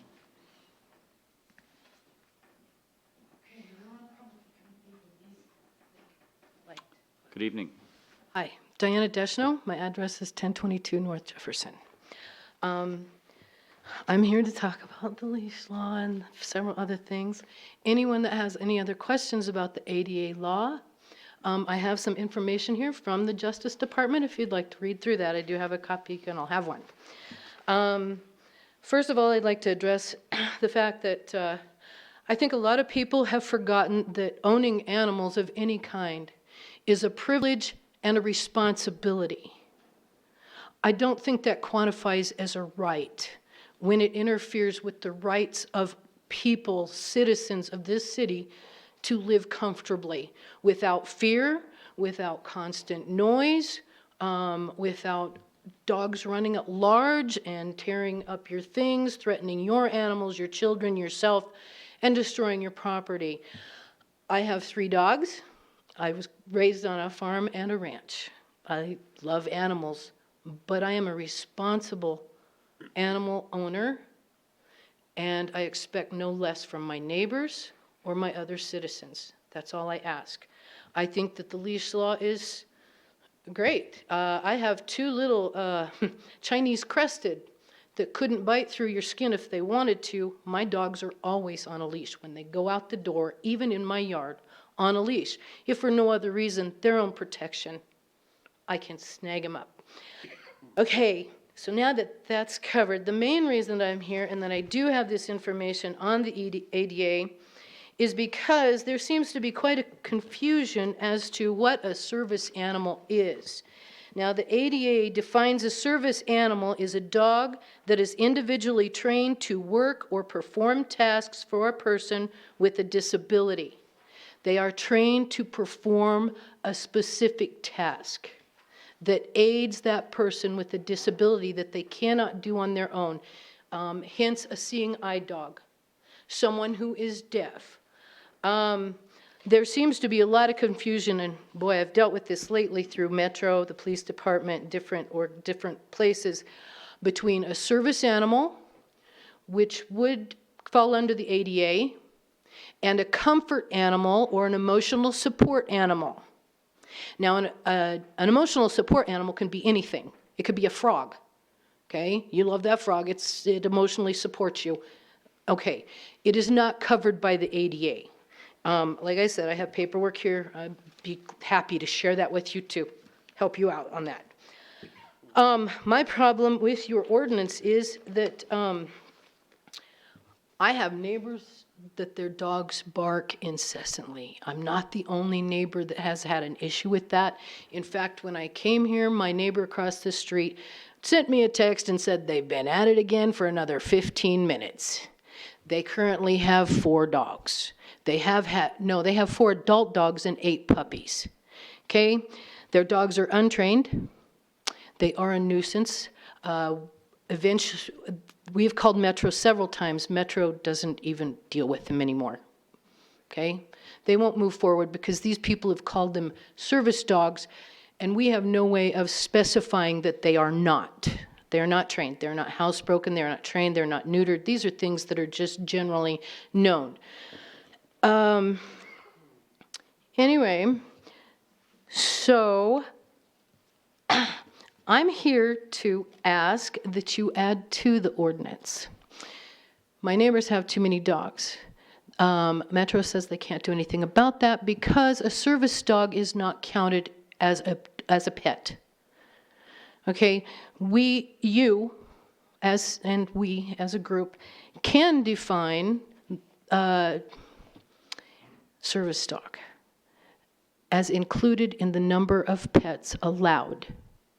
Okay, you can say 3, and I got this from the Justice Department. Okay, they suggested this because it's not just me that's having the problem. Of course, other people do too.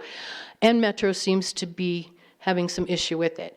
That can be included, that wordage can be included, that there can be 3 cats and or dogs, and that also includes service animals or emotional support. Okay, otherwise you're left open and they can have as many as they want. And because Metro is only allowed to ask 2 questions, that presents another problem. Okay, that problem is most people don't know the definition of a service dog. Even people that have the emotional support dogs, they aren't aware that there is a difference. So I would ask, and they pass them off, and Metro can't do anything after that. Okay, they're untrained, they're nuisance. These dogs that I'm talking about in particular, children have been removed from the home because they don't clean up the poo. Police officers don't like to go into the home because it's covered in things like that, but they can't address the situation.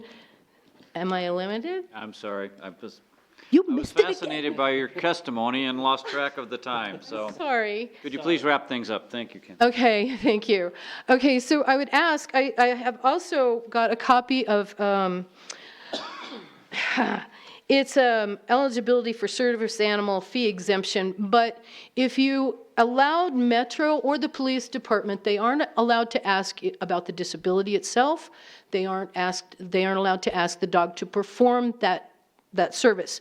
But you can ask the owners to sign an affidavit swearing that this is a trained service dog.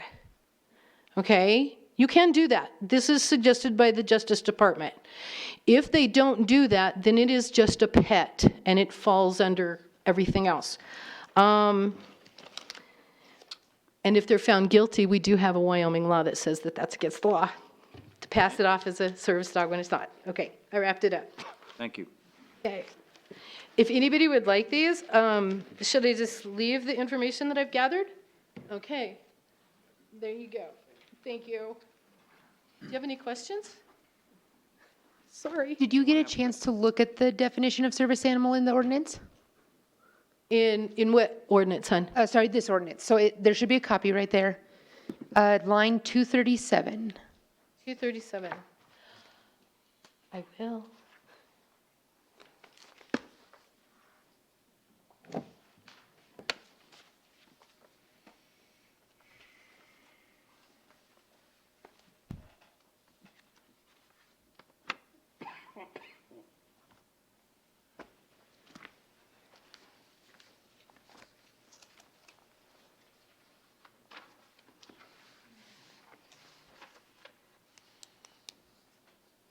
Okay, so what specifically is your question then?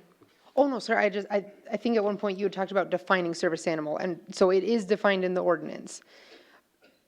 I just didn't know, so, and it looks like the wording is actually pretty similar. Okay, to what you. okay, the problem lies with the fact that if someone represents their animal as a service animal, you are only allowed to ask 2 questions. Okay, those questions do not verify whether or not that's a service animal. So I believe that an affidavit, that Metro being allowed to have an affidavit so that these people have to swear under oath that this is a trained service animal, would eliminate their having an animal that's really not a service animal, or even educating them. We'll be sure to include your suggestion in our discussion. Okay. Okay? Good.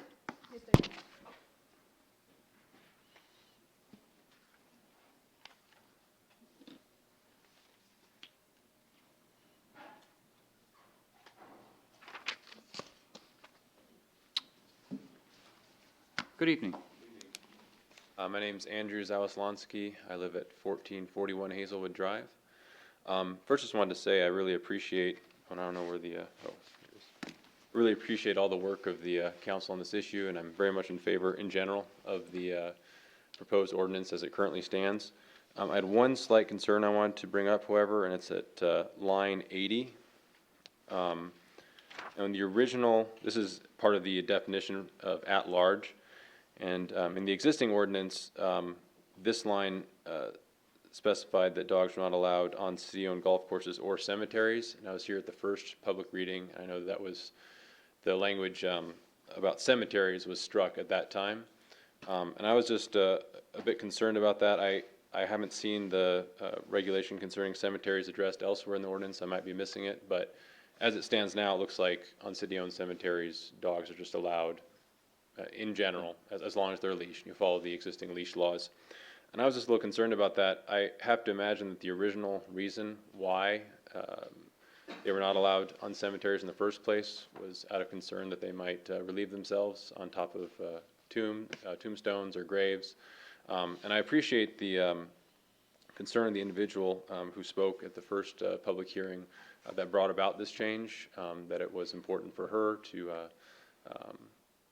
be able to visit the graves of family members with her dog in attendance. However, I feel that if it's just a blanket permission for anyone at any time to enter the cemetery with their dogs, that could really lead to some problems and frankly disrespect for the people who are interred there. Thank you. Okay, thank you. Questions for Mr. Zawaslonsky. Okay. We will also address that in our discussion. Thank you. Anyone else cares to come forward? Okay.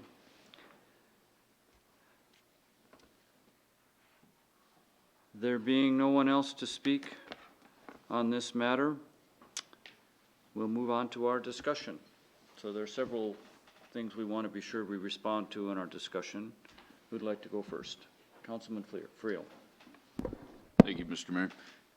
I guess the first thing I'd like to address is that line 332, I believe it was, in reference to the permits in the park. And I think you brought it up before that maybe Mr. Cortez could talk to us about that. But it seems to me that in reading this, if we provide a person with a permit to go into a park and hold their event as they would, but they're not entitled to any portion of the park, it just kind of seems, why are we even giving a permit out for that? So, so I somewhat agree that if they're, and again, I'd like to hear what Mr. Cortez has to say about it, but I somewhat agree that if we're going to give a person a permit, they should have a section that they can count on having their event in. Mr. Cortez, could you tell us your thoughts on this and how we can resolve this? Yeah, I think it probably depends on the size and scope of the incident that the citizen was talking about. But certainly our intent is that the permit holder, whatever language would be needed to allow us the flexibility to do so, I'd probably leave to Mr. Henley or someone on council. But the intent would be is the permit holder has the right to hold the event above someone else that is just showing up to do something. So in the example given before, what could easily have happened would be is the midget football player team goes to that particular park and uses a certain area that they like to practice on. we do allow in the Parks Department people to reserve space, get a permit, and that would give them the right to do that above anyone else that would just show up. So what could have happened in that case is that the citizen had a permit for the dog show or training, midget football team shows up anyhow to do their practice, and then there's a disagreement because they want to do the practice where they've always done it. Without a permit. Without a permit, correct. Now, if they both had permits, that would be kind of bad on us because we might have double booked it, if you will, or we didn't take the time necessary to kind of get with both parties to say, hey, can you use this section of the park and then the other permit holder can use this section of the park. So as far as the exact language that it would need to be to allow us that flexibility, I'm not quite sure what that is. The proposed amendment that the citizen had seemed like it kind of made sense to me as well. But I'd probably, like I said, lean on Mr. Henley or one of you to kind of craft that, but that is the intent. Because we do have a way of, other questions for Mr. Cortez? Councilman Walsh. Thank you. Mr. Cortez, is there a problem if we put in there, make an amendment that says, the holder isn't entitled to, or is entitled to the designated areas of the park? I think that would be fine, especially if Mr. Henley thought as well. Mr. Mayor, if I might follow up on that. With reference to the general sections of our ordinances that it provides for the Parks Department to grant special permits, is there any language in that part of the ordinances that says, okay, if my family gets a permit to have a family thing at Nancy English Park or Adams Park, let's say, that we have exclusive use of that? I would say I couldn't tell you exactly if it is memorialized in ordinance or otherwise, but from a policy perspective, in the Parks Department, that is how we operate. Do you have a feeling if it'd be a good idea to specifically put that into this animal ordinance where it might not be in the ordinances or rules that deal with other kind of? I don't see an issue with the proposed language that Councilman Walsh just provided, or even that of the citizen that came up and spoke. I think that we'd still be allowed the flexibility in the spirit of what we're intending to do. Oh, yeah. Thank you, and I apologize for not using the microphone, but also thank you for letting me kind of butt in with those follow-up questions. We'll just have to figure out some way to make it clear that this is the designated area. It's relatively easy to do with a picnic shelter or the gazebo. You just put a sign saying this has been reserved.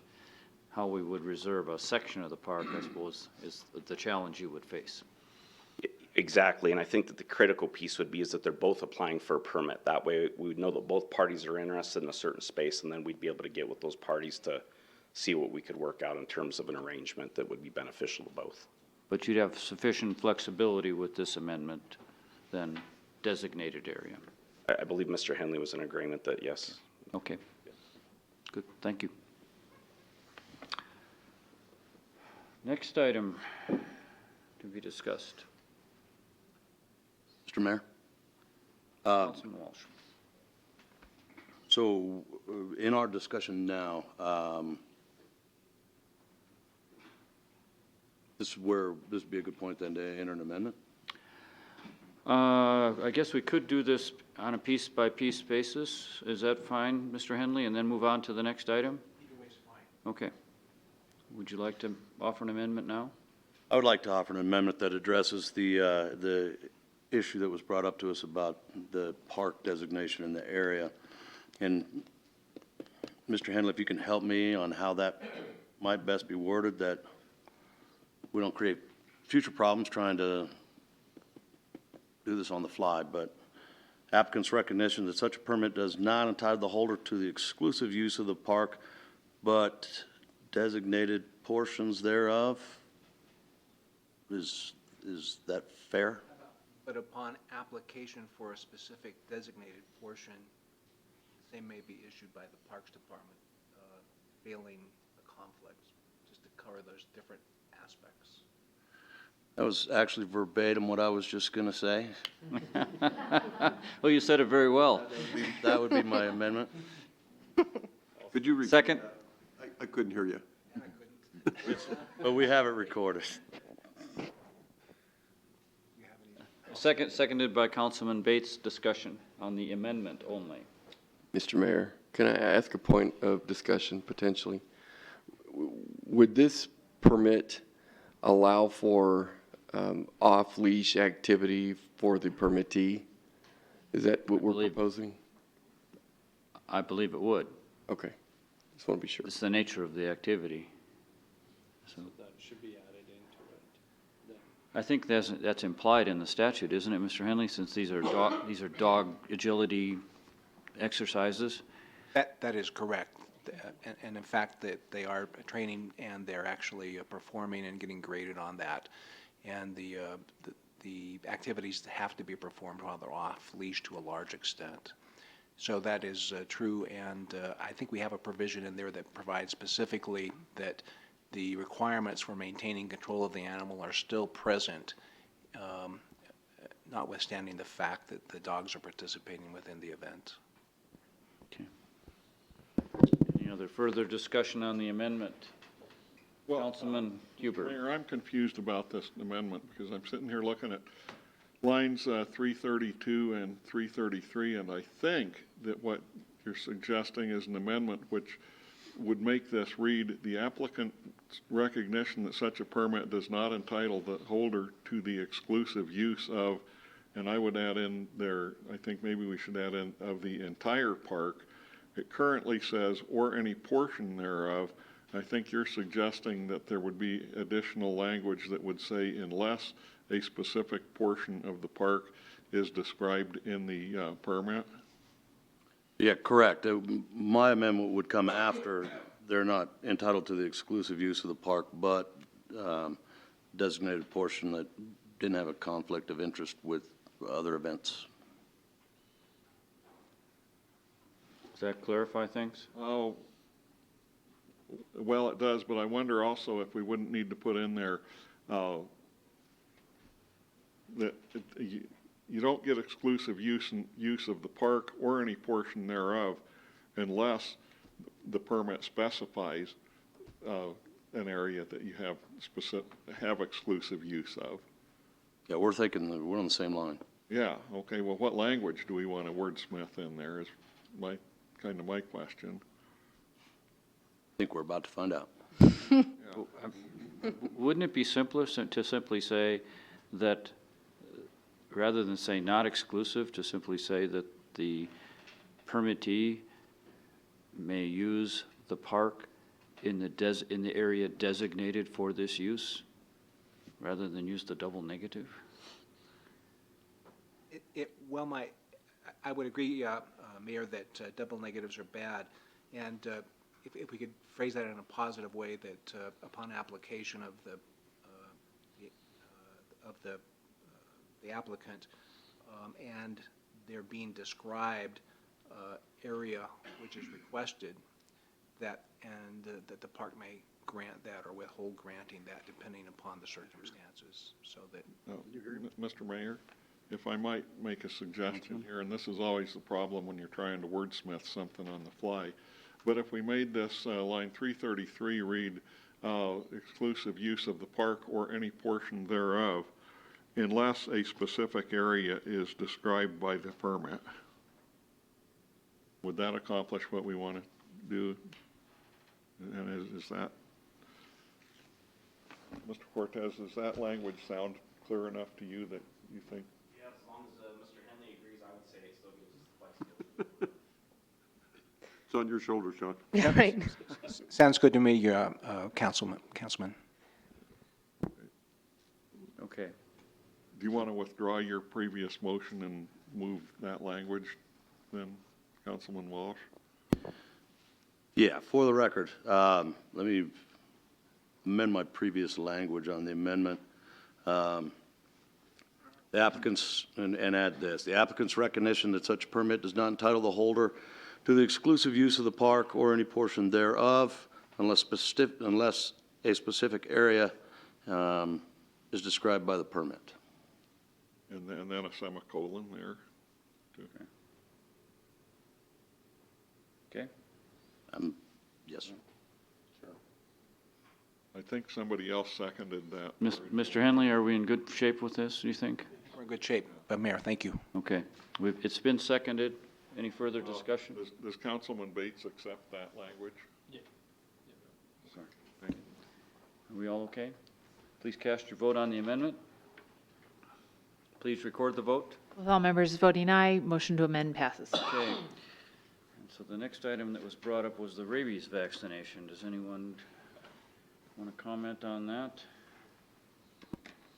Councilman Walsh. I've been looking, and I can't find the specific in the state statute, but I don't believe state statute recognizes the titer yet. So when we've got the state statute rules saying it must be vaccinated, if we put that in there, it's still we're gonna have that overriding state statute that I think is gonna be a problem.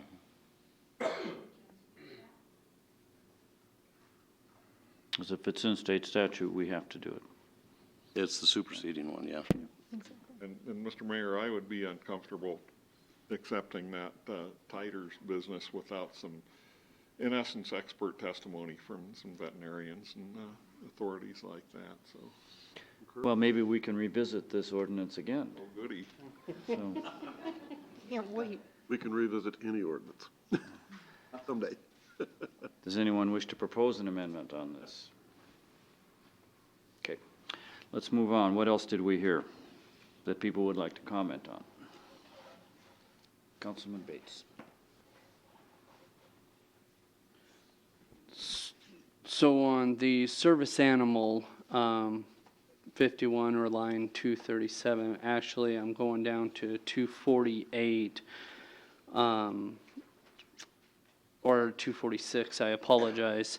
Mr. Henley, if you could enlighten me on this. It says to be a service animal, there is no requirement for a certified documentation of training or designation. And then it goes on to say, is there a reason why there can't be a requirement of a certified documentation, as in them being a service animal? Under federal law, that's not required. And so again, we are just subject to the federal law, and federal law doesn't require that. And there is no specific body to certify disability animals. Okay. Let's stay on the service animals for a little bit. Any other comments on this? So is there a difference between a service animal and a comfort animal or emotional support animal, Mr. Henley? There is indeed, and that's set forth also in the federal statute and regulations, which we've incorporated. And in fact, in the ordinance, we specifically state that comfort animals are not service animals pursuant to federal law. Any comments on the suggestion that a service animal should be considered one of the pets allowed? Councilman Hubert. Mr. Mayor, I'm looking at, I think it's line 398. Says it shall be unlawful for any person to keep more than 3 cats and or 3 dogs on any premises. And the only exception that's there, and I'm puzzled by this because it says under that, it says number 2, kennels and catteries. There is no number 1, and so I wonder where number 1 went. But I don't see anything there that treats service animals different from any other animals. And so I'm very puzzled by the lady that said that Metro told her that service animals don't count. Because it looks here, you know, it just sets the number, you know, not more than 3 total animals, and cats and or dogs. Would that be your reading, Mr. Henley, that a service animal counts as one of the animals allowed? It was news to me to hear that was in fact the explanation given to her. I'm not aware that there's an exclusion for that if you have within the city itself saying you can only have 3 dogs, you can have 3 service dogs if you want. But to say that you can have 3 dogs plus a service dog, I'm not aware of any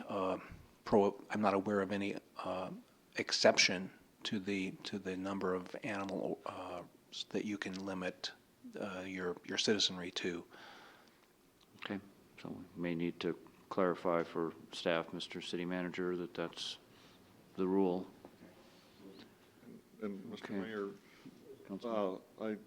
I'm wondering if we, to clean this up so that it doesn't appear that there's a section, a subpart number 1 drifting around out there in Never Never Land, if we should amend this to, so that it would just read, within the city limits of Casper, except kennels and catteries will be allowed in the city, then the blah, blah, blah. They're taking out that 2 and just moving that up there. Mr. Henley? You know, Councilman, I think that's a good suggestion, and I think Councilman Lutz in that very same section had another technical amendment. So maybe those could be combined and just take care of them with one fell swoop. The only technical amendment I was going to suggest was on line 398, where it says 3 cats and or 3 dogs. Unfortunately, just the more I read it, the more it confused me as far as, was it and 3 cats and 3 dogs? Was it or 3 dogs? And so I was just going to ask that we remove the / or, so that the reading was just 3 cats and 3 dogs. Okay. Does that help, Councilman Huber? You still want to change the numbering, though? Well, I still want to change the numbering.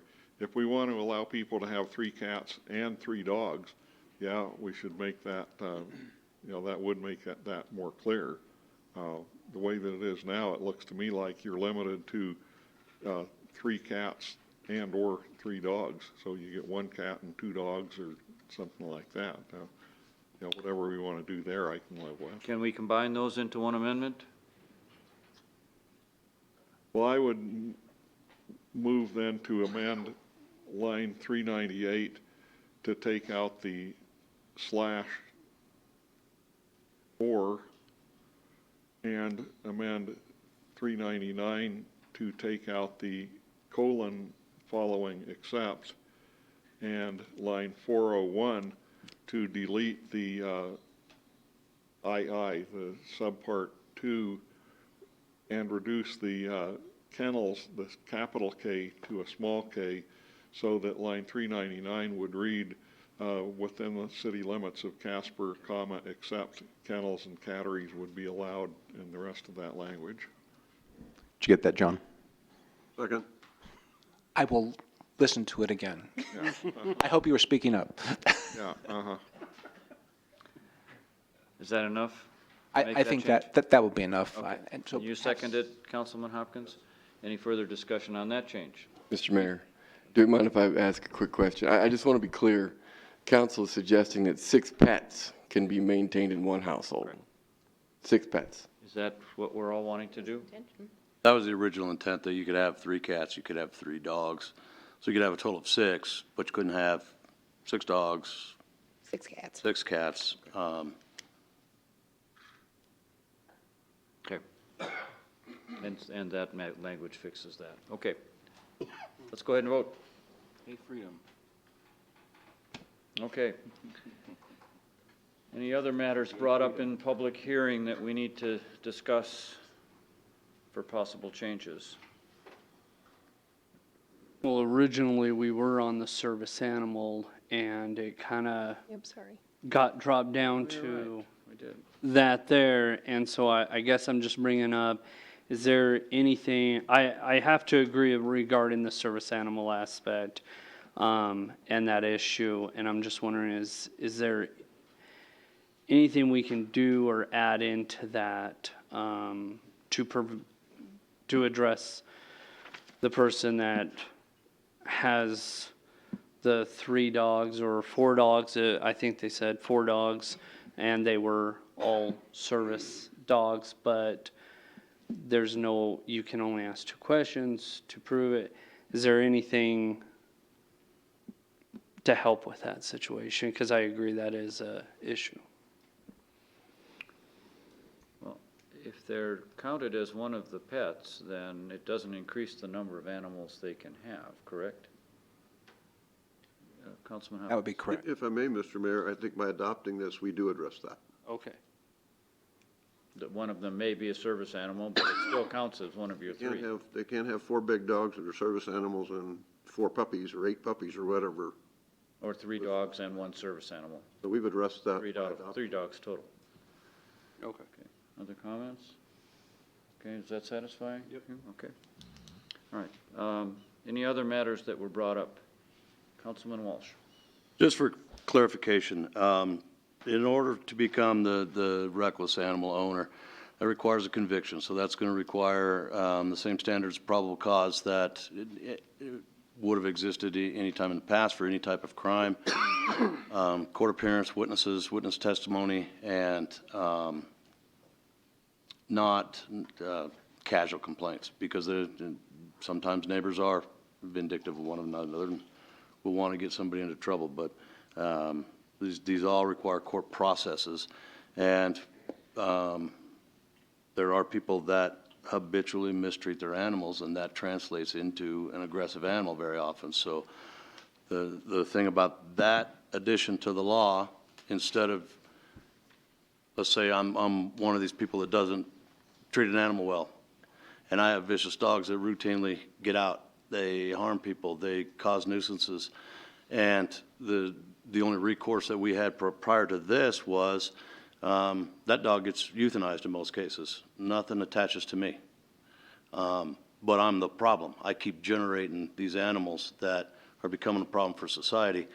This allows us to say, you don't get to do that anymore. And then it's very pointedly for that reason. There are people that just should not own an animal because of the outcome that just seems to come time and time again from it. It's not going after the good person. I wrote down one time one of them in here, we're penalizing the good owners. Unfortunately, sometimes that does happen because of bad conduct, and living in the community that we have to do the best balance that we can. We've certainly gone through this more in depth than any other that I've ever seen as far as an ordinance change, with amendments right up until the very last moment that I hope our intent is translated properly. The reason for this coming about was driven as a public safety measure. I would like to see, and I don't know that we have to do anything formal on that maybe quarterly, that we get an update on number of bites, number of at-large, number of citations, so that we can see that this is effective. If it's not effective, then we haven't done our job, and we don't need to hang on to something that doesn't work. So if there's something that needs to be amended down the line, we can do that. And the dialogue's certainly already open, but we need to monitor to make sure that what the proposed purpose was is being met, or at least something better. If not, then we've spent a lot of time crafting something that's not going to function, and we need to make adjustments on it. Some of the other areas, the barking, the at-large will fall into a reckless owner.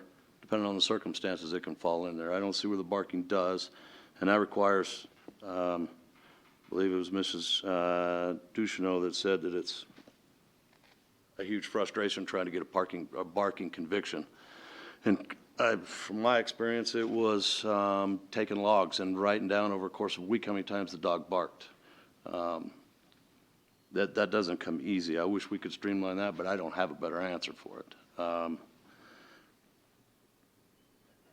And on the ADA things, I think as we take a look at this and review it, see if we're running into any kind of federal problems if we limit those or not limit those. And then I would like to also do the same thing depending on what we hear for complaints in the cemetery.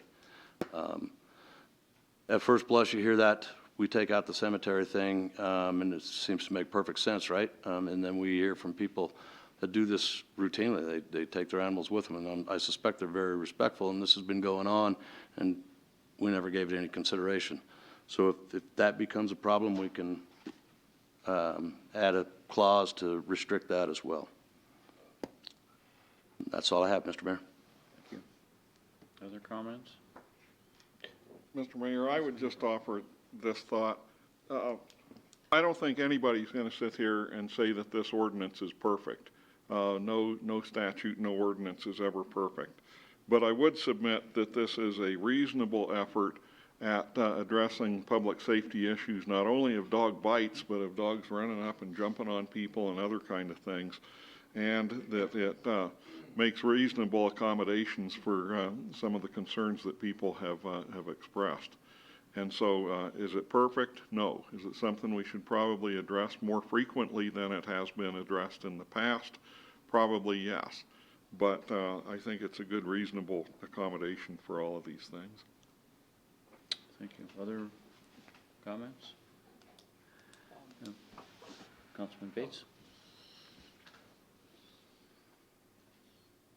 Thank you. I've been talking with Councilman or Councilwoman Lutz that we got email from Brooke Jones and talking about the extreme weather and just adopting a little bit of what I guess we're doing, adding to the extreme weather. So it'd be line 698, or the section 698. Sorry, I got the email and trying to bounce back and forth.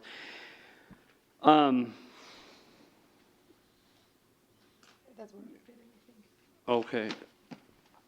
You mind working with me on this one? So what does that say? I apologize, guys, for it. So ultimately, I think we just wanted to make sure that everybody knew that a citizen had reached out with a proposed amendment regarding inclement weather. I'm not necessarily proposing it, I just wanted to have a discussion, since it was brought to us. And so, here, I can read it, let me kind of scoot.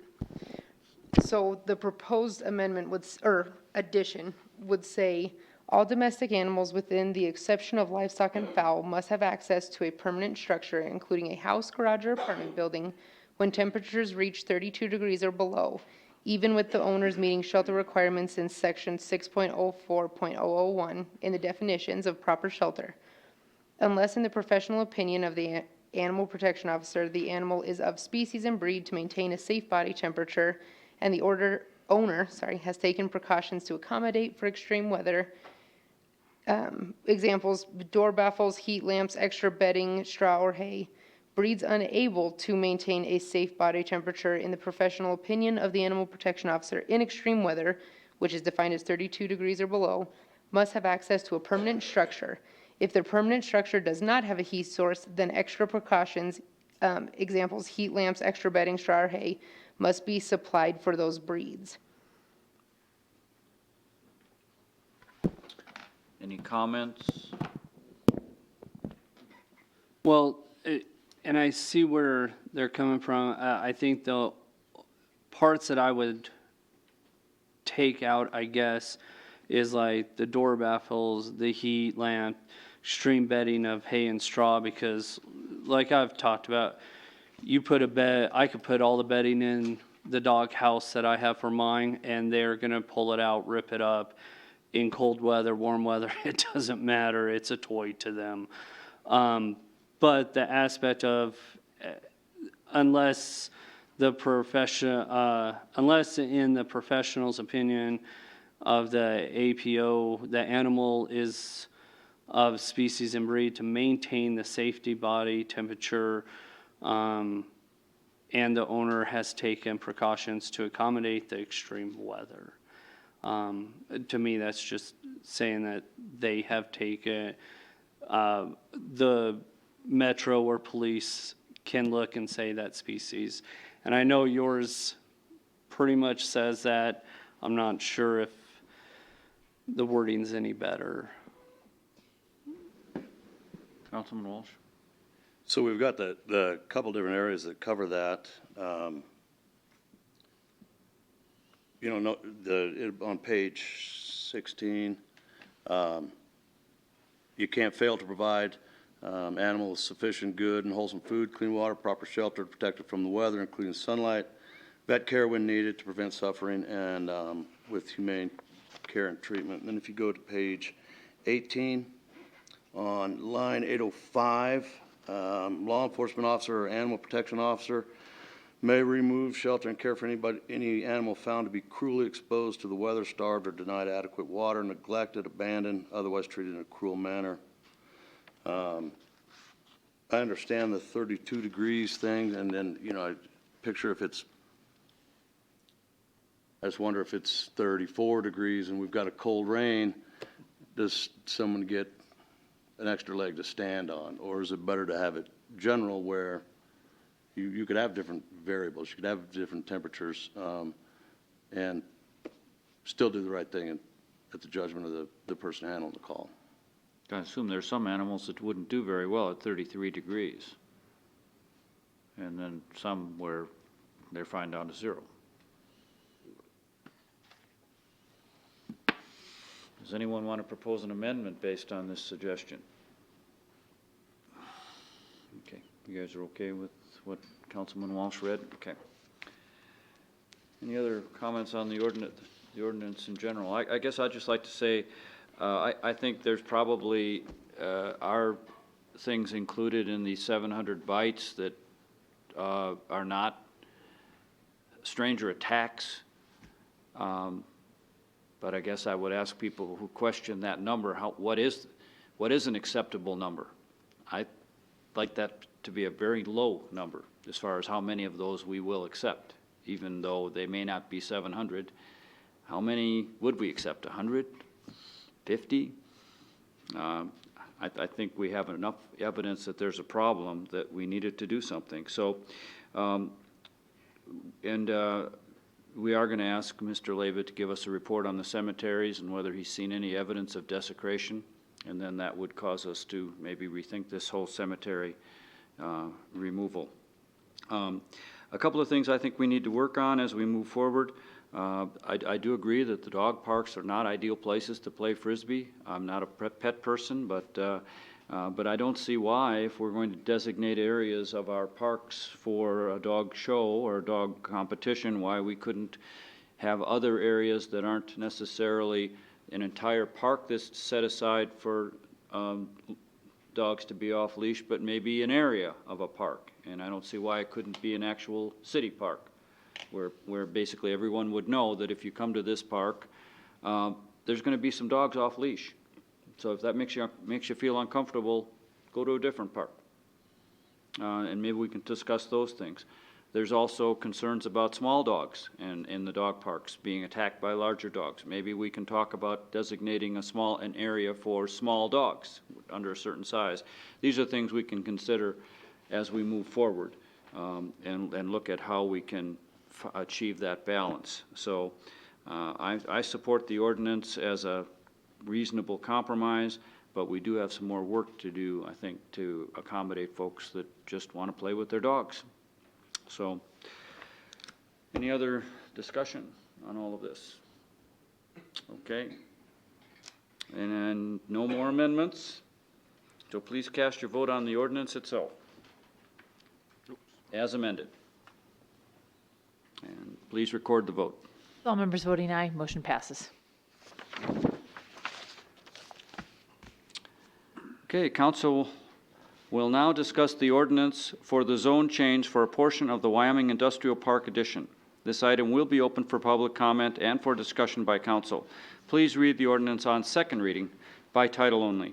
An ordinance amending section 10.24.010 of the Casper Municipal Code pertaining to the 30-mile-an-hour speed zones near the Wyoming Medical Center. Chair would entertain a motion to approve on second reading the ordinance just read. So moved. Moved by Councilman Friel, seconded by Councilman Walsh, or Councilman Hopkins.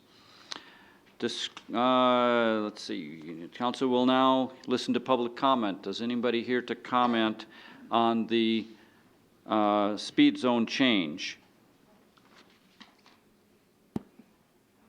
I waited a long time. The zone change, excuse me, not the speed zone change, the zone change for a portion of Wyoming Industrial Park Edition. Okay, so you're not on the. I'm sorry, that was my misspeak, Mr. Steensland. So yes, we're not there yet. I think we should be. No, we're on the speed zone. We're on the speed zone. Right. Agenda 10A, right? Item 10A. That was the problem. I went ahead to 10B, my bad. I had scribbling all over this page, so. Okay, council will now discuss the ordinance for the speed zone near the Wyoming Medical Center. This item will be open for public comment and discussion by council, and you've already read it, so that they were saying the council will now listen to public comment. Sorry, Mr. Steensland. Point of order. We moved and seconded on that, and I was moving and seconding on the one. The first one. Yeah. Okay, so let's start over. My bad. Okay. The chair would entertain a motion to approve on second reading the ordinance just read regarding the speed zone change near the Wyoming Medical Center. So moved. Second. Moved by Councilman Wall, seconded by Councilman Friel. Now, council will listen to public comment. You're on. That's after 5.5 months on the dog ordinance. Now I'm up here. So I remember when this was brought up for the speed zone.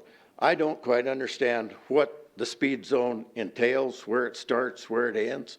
But I do remember when it was brought up, the gentleman was concerned with people speeding from the light by the hospital going east past his house, which would be about 2, maybe 3 blocks. So from the last meeting, I couldn't understand what it all entails, but it must encompass a big area around the hospital now, which is where I live. And I drove Beverly Street and tried to maintain 20 miles an hour for 3 or 4 blocks. It's extremely hard to maintain 20 miles an hour. So it'll either be a speed trap type of situation, or it won't be able to be enforced, in my opinion. But anyway, I would like to have somebody tell me exactly how big of an area this encompasses around the hospital. And I'd still go back that his complaint at the beginning was just from that stoplight going east for a couple, 3 blocks. So I don't know how it materialized into a bigger area. Maybe I'm wrong. Councilwoman Lutz. I can't provide data, and I don't know that we. You weren't here then. True. Well, I might have been there, but not here. There was other data presented to us as far as accidents at the intersection of Conwell and Second. Is that correct? And it had significantly more accidents than like the surrounding intersections. So that was another reason that we brought up this topic. So what is the eastern edge of this, Mr. City Manager? Conwell. Conwell. It is Conwell. Conwell into downtown. Okay. On 2nd Street anyway. And then it surrounds the Just hospital. 1 block? Conwell is the edge, is the boundary of the hospital.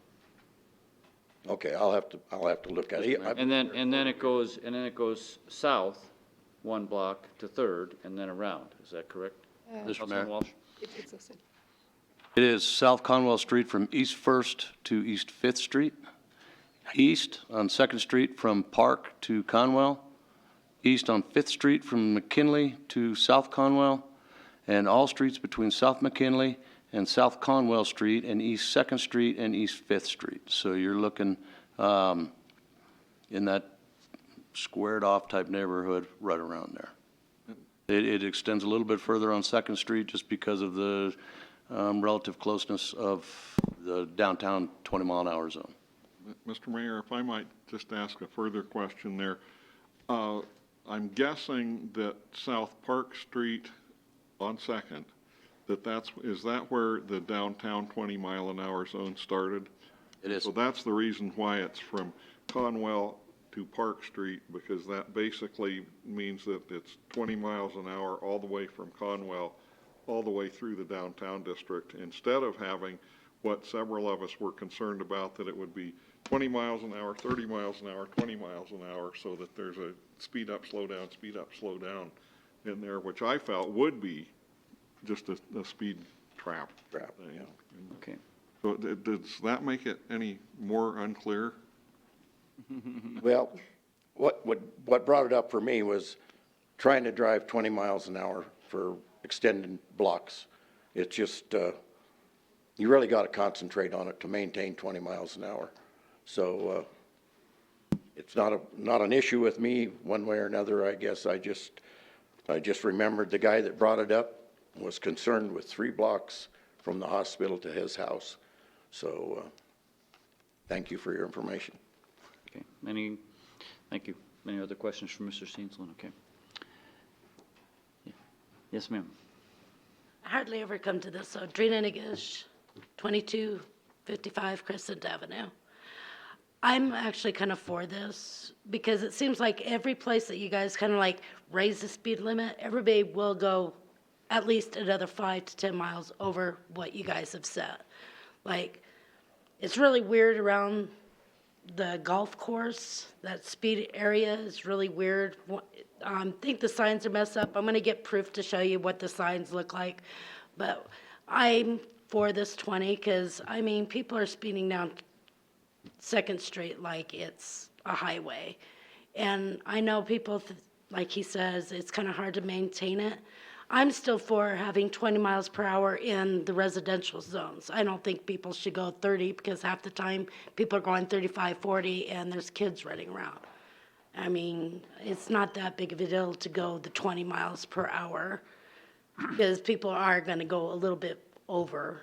And, you know, there's always seems like a little leeway anyway. But every time you raise it, they're going to go higher. I mean, go out on 2026, speed limit's supposed to be 70. I have to drive that area a lot every day, and people are going 80 or 90 because, hey, they raised it to 70, so they go even faster. So I'm for this 20 miles below. Thank you. Any other comments on the speed limit change?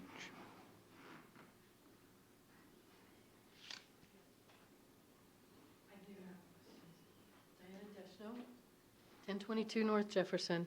You said that there was a study that there were accidents at Conwell and 2nd. Were those speed related or stoplight running related?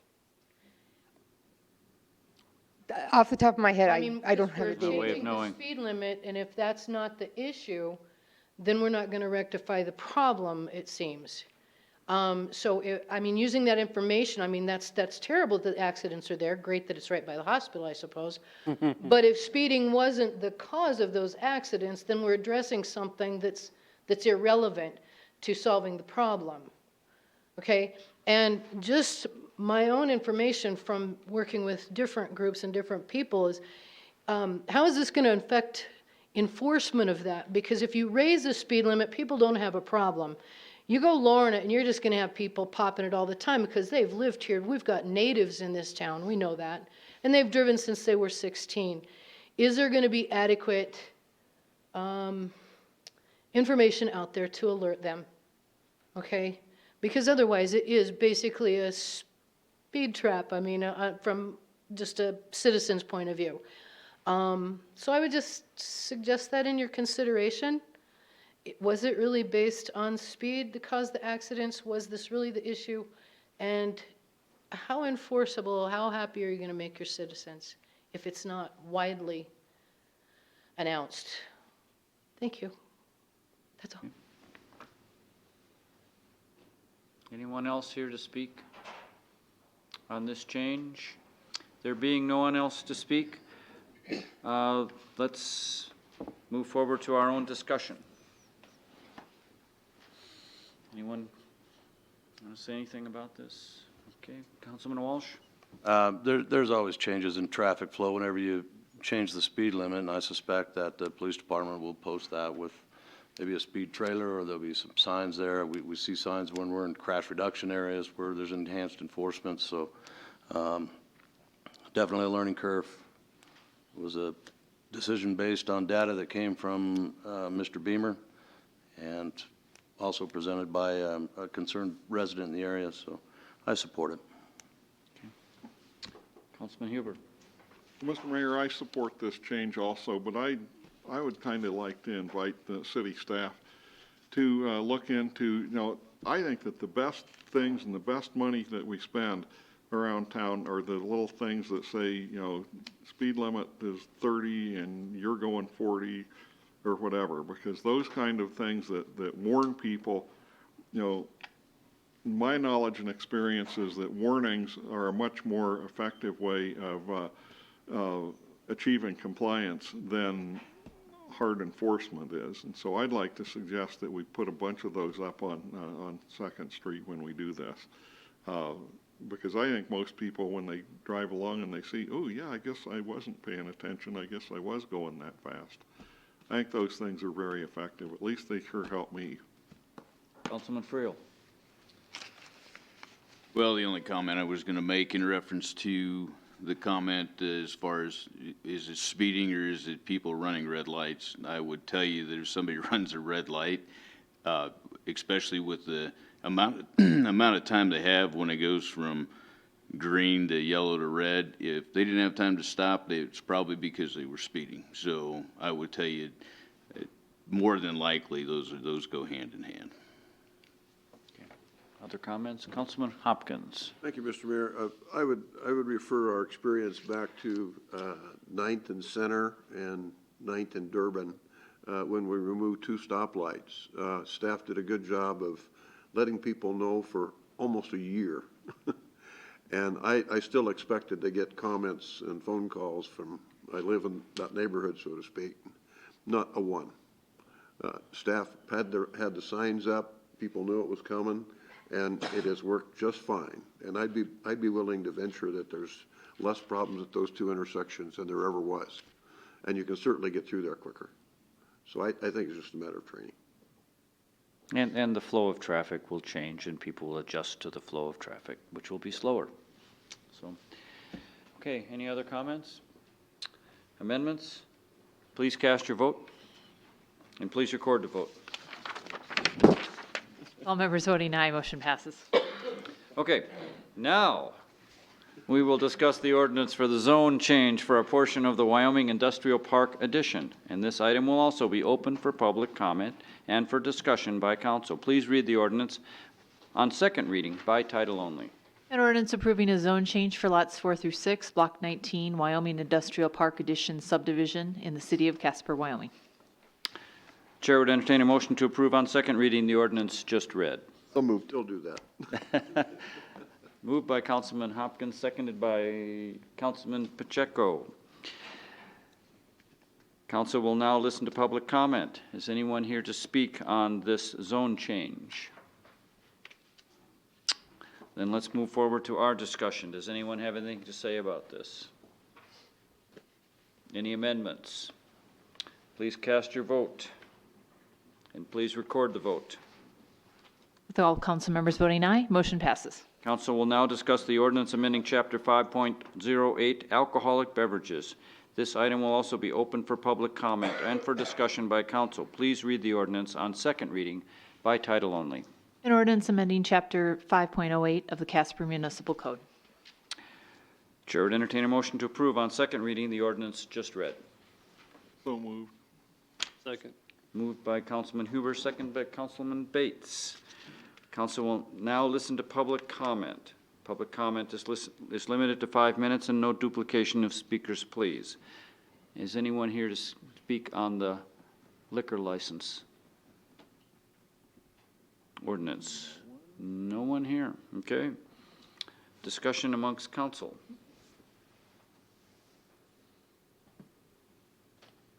Amendments. I know we have amendments. Councilman Friel. Thank you, Mr. Mayor.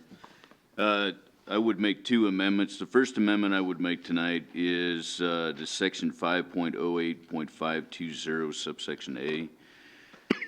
On page 36, at lines 1226 through lines 1228, striking and removing all the verbiage thereof. And then replacing it to read as follows.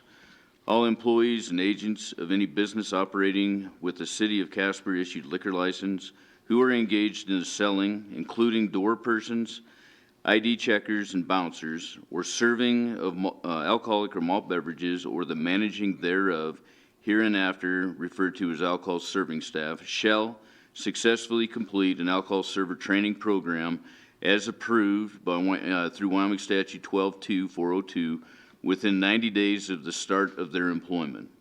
All alcohol server staff shall complete any additional or further training to maintain their server staff certification. Every license holder shall maintain a server training record for all alcohol server staff, including their date of hire and proof that each has successfully completed the alcohol server training required by this section and any additional or further training to maintain their server training certification. The City of Casper shall furnish an appropriate server training log to maintain the records required in this section. In addition, every license holder shall keep their server training records available for review by Casper police officials at any time when the premise is open for business to ensure compliance with the server training requirements of this section. It goes on, the violations of this section are subject to a graduated fine schedule based on a calendar year. The first violation fine of $150 shall be imposed. For violations 2 and 3, an additional $50 shall be added to the preceding fine amount. So violation number 2 would equal $200 in fines. Violation 3 equals $250 in fines. All violations thereafter in that same calendar year shall result in a fine of $250. All violations after the first 2 in each calendar year shall require a representative of the licensee or permittee to appear at a regular meeting of the Casper City Council. After the 3rd violation in a calendar year, 4th violation in each one thereafter shall result in a 7-day suspension of the license permit in question. The suspension may be imposed in either the calendar year or the calendar year of the violations, and depending upon the timing of the violations, some may not get to court or be decided during the year of the violation in a subsequent calendar year. No more than 1 violation per licensee or permittee may be issued per inspection, and no more than 1 failed inspection can be conducted per week per licensee or permittee. Do I have a second? Second. Seconded by Councilman Pacheco. Discussion on the amendment.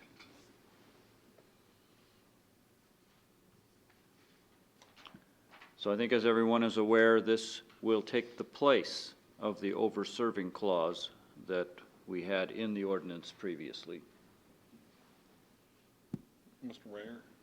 Councilman Huber. My only hesitation on this is when we get down here to the second paragraph, the second sentence where it says a fine of $150, I would be much more comfortable if it said a fine up to $150 because, you know, many times there are extenuating and mitigating circumstances. I've never liked mandatory punishments of any kind where it takes away all the discretion of the court in imposing a punishment. I don't know if anybody else shares my concern about that or not.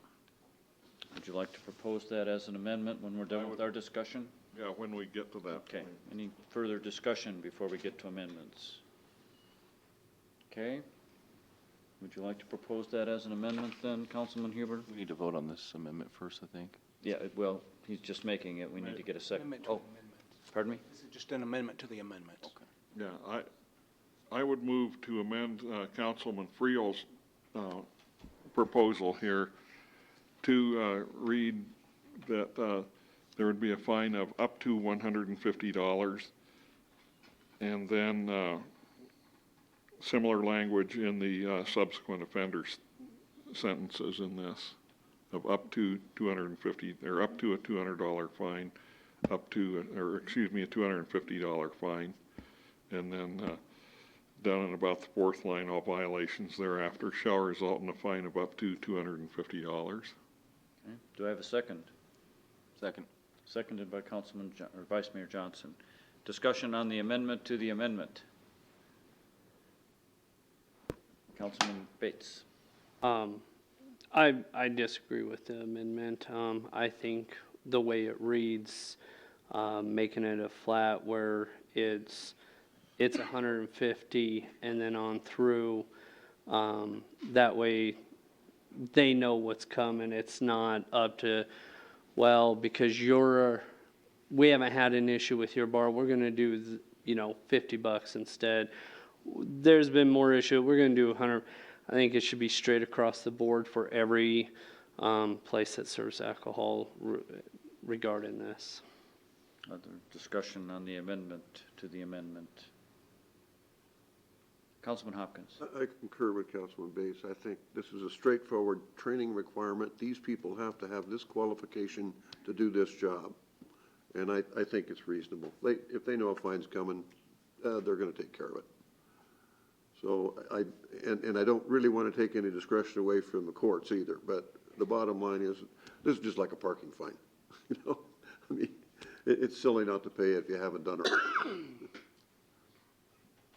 I'm going to vote no just because on principle I do believe in letting judges be judges. So, any other discussion on this, Councilman Freer? I would just add to, I am open to I don't want to take discretion away from the courts either. I am open to the fact of letting them, let the courts decide what the fine would be. So I'm okay with going away from that portion of this, but pretty steadfast on fourth violation does become a suspension of license. And that doesn't change. Yep. Okay. Any other discussion? Let's vote. Okay, so we're voting on, a yes vote is to allow the judge's discretion. Is that correct on this amendment to the amendment? Okay, please cast your vote. Please record the vote. With council members Bates and Hopkins voting nay, motion passes. Okay, so we're back to the discussion on Mr. Councilman Friel's amendment. Any further comments on that amendment? Councilwoman Lutz. And Steve and I had kind of discussed this when we were reading through it. The only thing that I'd almost wonder is, do you think that we should add the word immediate? Like, so, sorry, the very last line on the first page, shall result in a immediate 7-day suspension?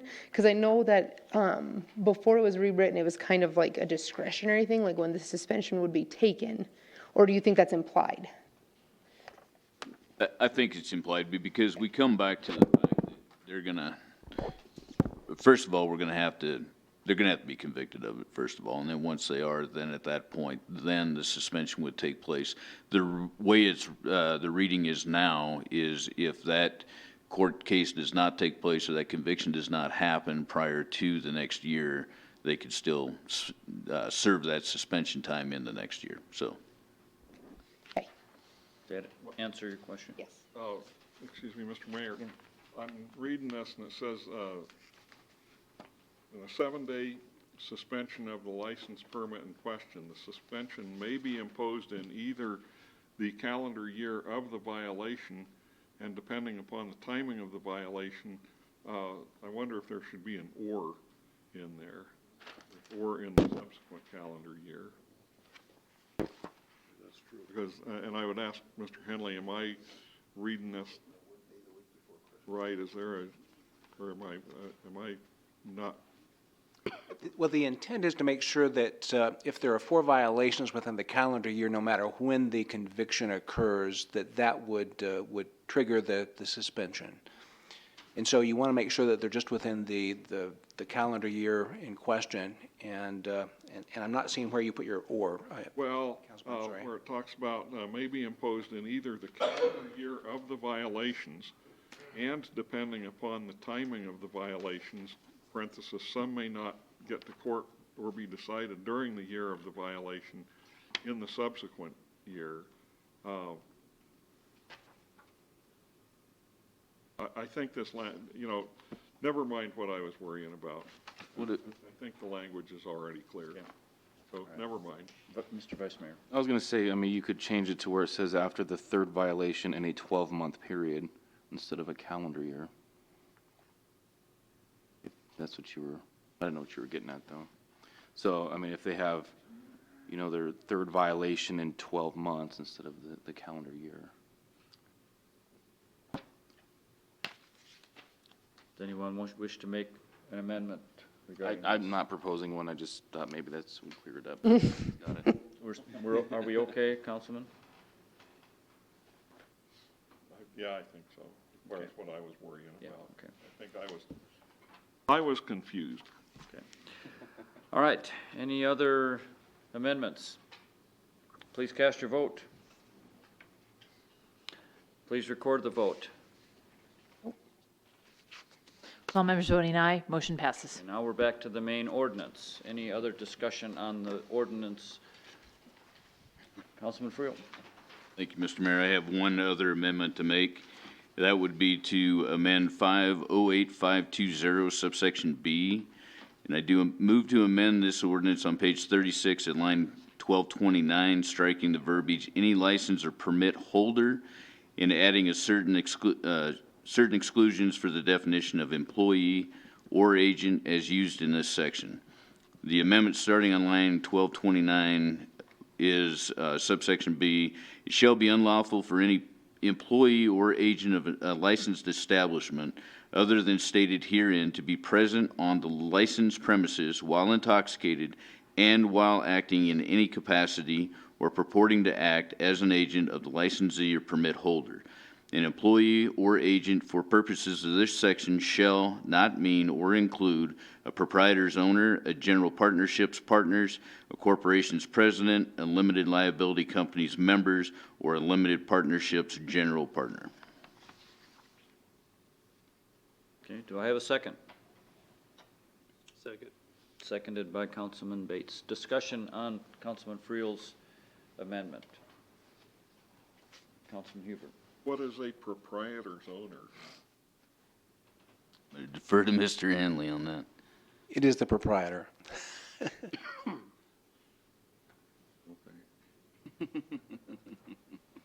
Why not just say a proprietor? Could do that. Would you be willing to modify your proposal to? Absolutely. We could modify that, yes. I don't think that needs a motion. We'll just strike that. Any other discussion on Councilman Friel's proposal or amendment? Let's cast our vote on this amendment then. Please record the vote. All members voting aye, motion passes. Okay, back to the main ordinance. Any other discussion on the main ordinance? Councilwoman Lutz. So I know that we've kind of discussed this, maybe not together, because obviously we don't do group emails because of public meetings, but I know that I'd seen it mentioned once or twice. And I think one thing that we're unfortunately kind of missing wording for is volunteers that serve alcohol. I mean, I'm not saying one way or the other what we need to do about it, but I'm just saying we're not really addressing it. So like, for example, I know like David Street Station, when they have alcohol at the events, it's volunteers that are serving, or Special Olympics at the Central Fair. I don't know, I'm trying to think. It's volunteer. I mean, I volunteered for that one before on behalf of Special Olympics to serve alcohol for one night only. I definitely don't know what the answer is. I just think that we need to address it somewhere because we are addressing employees and agents that are serving alcohol. Could we include that in the definition of serving staff, Mr. Henley, and exclude volunteers? You know, I think we could, and maybe just leave it, since it is a short-term typically, a position for these people, that it would just be the fine. But then the question is, who accumulates the fine? Would it be the server, or would it be the the agency who happened to be running the fundraiser? Would it be David Street Station, or one of their volunteers who is surveying it but doesn't have the training? I mean, obviously, we can't have all the volunteers go through TIPS training. I assume people agree with that, but. Good question. Well, that, Go ahead, Mr. Councilman. Mayor, that was exactly the question I think that we had. I mean, we're mandating that bar owners have all their staff go through this training so that they don't overserve and that they know when to say when. And so I don't really see where it would go too far off the register if we're having events that take place. I know it's a big burden for people to have to go through it, but I think we'd lose all our volunteers, in my opinion. I mean. that's the question. Councilman Huber. Well, and Mr. Mayor, for a long time up at the event center, they've relied on, volunteer groups of all different sorts to come in there and man some of the, some of the serving stations up there. And that hadn't occurred to me until Councilman Lutz brought that up. But, you know, it would be impacting that program as well, that there are a number of public service groups that go do that as a fundraising activity. And I can see a variety of questions coming up there. And I can see where you could argue and say, well, okay, 90 days, you're only here, you're volunteering for this one event, say February 1st. What happens if you come back in and, you know, 3 months and 1 day later and volunteer for another event? Should you have gone through that within that 90 days, or does that employment cover that? Okay, the first time's employment, second time is a separate employment, third time's a third employment, or if we want to just, because I think if you're sitting there and you say, well, okay, all of these volunteers have to go through TIPS training, I think that volunteer program at the event center, wherever else they might be doing it, is going to go by the wayside. And if we're going to do that, I think that we need to do that with our eyes open and on purpose. Same thing with the station. I wonder, would it be possible, Councilman Walsh? Let's keep in mind what the purpose of the ordinance is. No. So if, for good intention, good out of good nature, you end up inadvertently over-serving somebody and something bad happens, how is that different than if it's a paid individual? I hear the argument. When we think about why are we doing this, the answer to the question is very clear to me once you do it that way. Councilwoman Lutz. Exactly. So Steve and I discussed this earlier, and this is exactly where we started looping, because we were like, well, they're just volunteering. You know, I volunteer once a year at the fairgrounds of Survival for Special Olympics, but it's right back to the point of, if we want to sit here and say, okay, well, over-serving is a concern in our community, then we can't just say that, well, it's not a concern for the volunteers at the fairgrounds, but for the bartenders, it's a concern. I'd almost wonder, I mean, unfortunately, I didn't have the foresight to think of this. When I talked to the Wyoming Department of Liquor, they said that they had a number of communities institute a training requirement. They said mostly around 2017 was kind of the spike that they saw. I almost wonder if we reach out to the other communities that have this in place and see what their wording is regarding volunteers. I mean, I'm not saying that we necessarily adopt it, but maybe just see for comparison. Councilman Hopkins. Thank you, Mr. Mayor. I agree totally with what we're talking about here. That what's the ultimate goal to do this? But, and I believe this is a problem, but most of the people have gone to wristbands. And if you have a TIPS certified person, a staff person of your organization, get TIPS certified to do the wristbanding and ID checking, that's where you're really at it. So if somebody has a wristband, it's implied that they have already been checked. And in fact, they've looked at them. And a lot of people are doing that now. I mean, we did that at Davis Street Station, as I recall. People had wristbands to get a beer. And if that person is a certified TIPS trained person, I think that goes a long way to addressing the issue that you're talking about here. So I was kind of heading the same direction myself, where we would require that there be one person in charge of the event that's TIPS trained. But Councilman Friel. Thank you, Mr. Mayor. So I guess 2 points there then is that, first of all, my biggest concern is, TIPS training to everybody, but it's available online. So these volunteer organizations, if they know ahead of time, they can most certainly have plenty of time to get everybody TIPS certified to get online and get it done. Second of all, just because the person that's putting a wristband around the wrist of the person is TIPS certified and says, yeah, they're legal age 21, it's the person serving them the alcohol or that one too many that's responsible that also needs to be TIPS certified to know when to say when. So anybody working the events, in my opinion, needs to also go through the TIPS training. That's a good I could see. Yeah. Councilman Bates. Correct me if I'm wrong, and I think we talked about this, but once they do the TIPS training, they have a certification. So if they decided to do Special Olympics and then they decided to do child advocacy event to serve, I mean, that certificate would carry over to that there. Am I correct? Yes, it would, but that you do have to do follow-up training over at a certain period of time. So you have to keep it certified. So continuing education, if you will, you will have to do that to keep it an active certification. Right. Good arguments.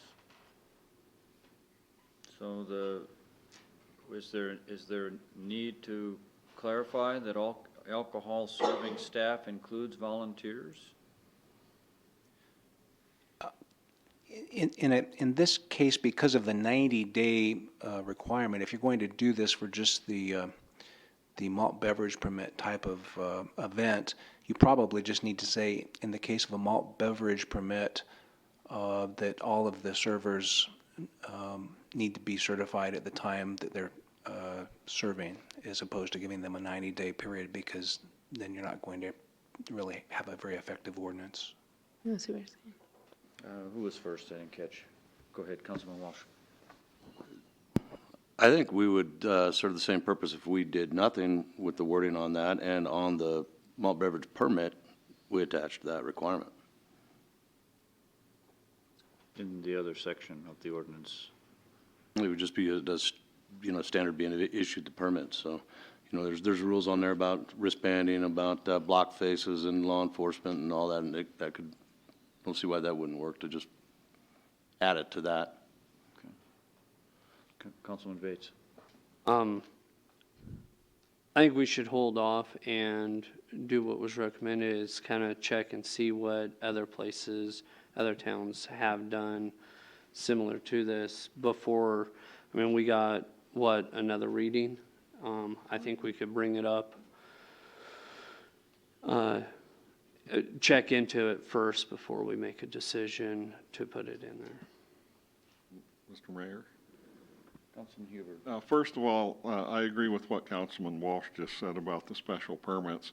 Secondly, we have this here on second reading. I think that I wouldn't see any problem with going ahead and passing this on second reading and then doing the further research that Councilman Bates is suggesting. I don't think we should delay this any further. I think we need to move forward on this. And if we want to modify this language, that can be done when it's here on third reading. Okay. Can we do a little research on how other communities have handled this, Mr. City Manager, and how they've handled volunteers? And kind of being persuaded that we need to do exactly what Councilman Walsh is saying. Go ahead. Mr. Mayor, just a point to think about. Volunteer servers are eligible to receive citations should they serve a minor. And so, in my estimation, if they're eligible for that, I don't know why we wouldn't ask them to go through a little certified training. Okay. Councilwoman Lutz. Just because I don't know, how long is the TIPS training typically, like online? 4 hours? Yeah, I'm not sure the exact amount now. 4 hours, yeah. It is 4 hours. Okay. Councilman Bates. I know we were talking about TIPS training, but we were also talking about the training that Chief McPeters is going to put on. I guess, how long is that one? 4 hours as well? Okay. Councilman I'd like to call the question, Mr. Mayor. I think we are there, aren't we? Okay. Any other discussion? Then let's vote on the ordinance, and we'll see where we are on third reading.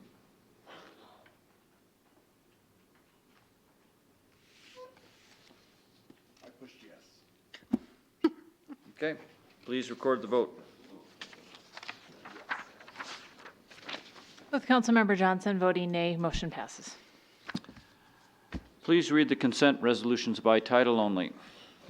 Mr. Mayor, before we move on, can I just ask them for clarification? To move forward with this, do you want to propose modification to the malt beverage license ready for your next work session, or do you just want it ready for the next regular session? Could you propose that as an alternative, depending on what we hear from this research? Yes. And then we'll know more when we find out how other people, maybe somebody has a whiz-bang solution we haven't figured out. And then we can add that if we think we need it. Okay. Is that okay with everyone? Mm-hmm. Okay. Great, thank you. Excuse me. All right. Please read the consent resolutions by title only.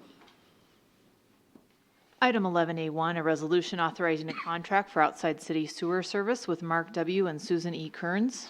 Item 11A2, a resolution authorizing an agreement with Altitude Recycling Equipment LLC for the procurement and installation of baling system at the Casper Solid Waste Facility Project, for the Casper Solid Waste Facility Project.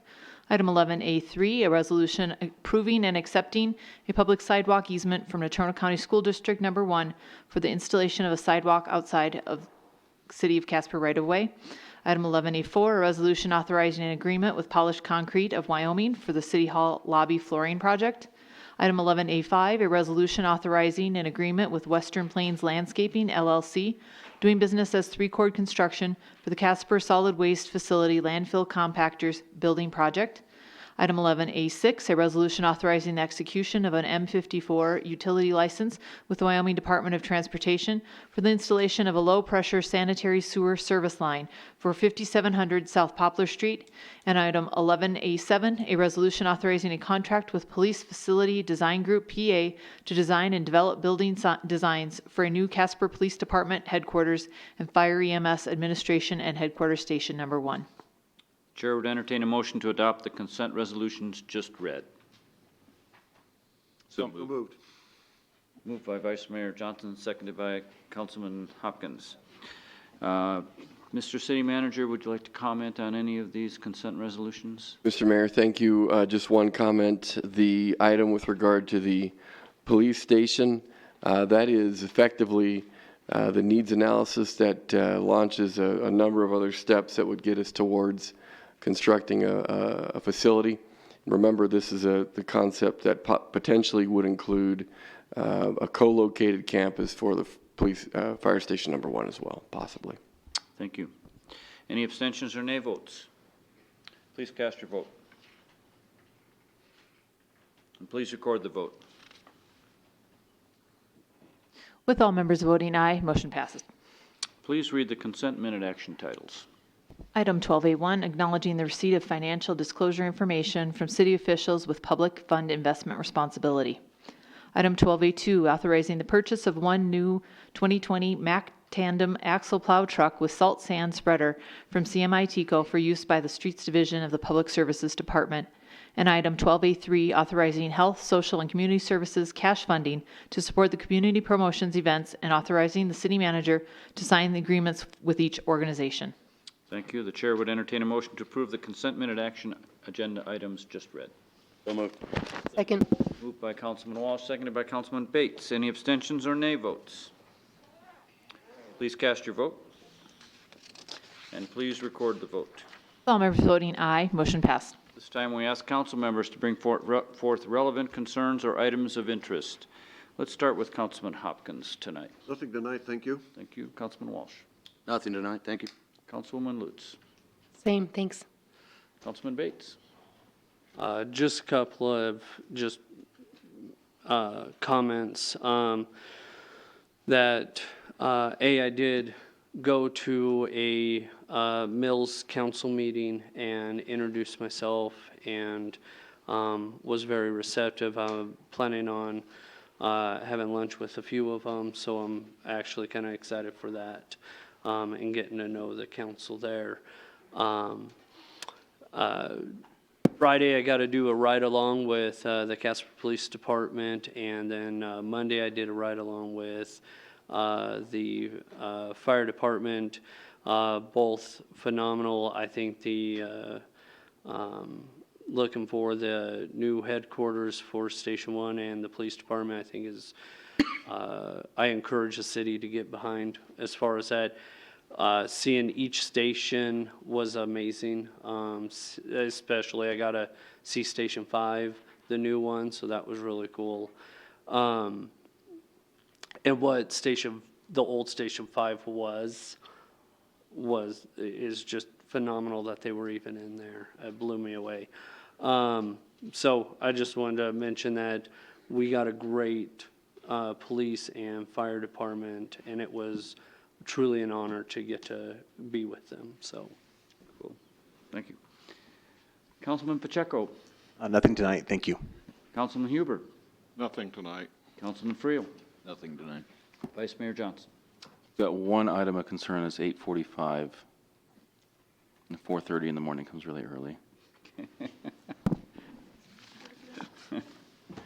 Well, that's why we get the big bucks. I'll just mention I went to a CADA meeting, and I'll talk about that more in our work session next week, but I think it's important for us to stay involved with CADA since we fund that organization and try to keep track of their activities and make sure that money is well spent. And so, with that, I know what my vote's gonna be on that, I'm sure. okay. And a notice of an executive session to take place at this date and during this meeting was given. We have a matter to discuss regarding litigation. Therefore, the chair would entertain a motion to adjourn into executive session and at the conclusion of that executive session to reconvene this regular meeting solely for the purposes of adjournment of this regular meeting. So moved. Second. Moved by Councilman Pacheco, seconded by Councilman Friel. There being a majority of members present and a motion to adjourn into an executive session having been moved and seconded, and that motion requiring a 2/3 majority of council present, please cast your vote. Please record the vote. With Councilmember Johnson voting nay, motion passed. A greater than 2/3 majority of the council present voted in favor of the motion. We are hereby adjourned into executive session.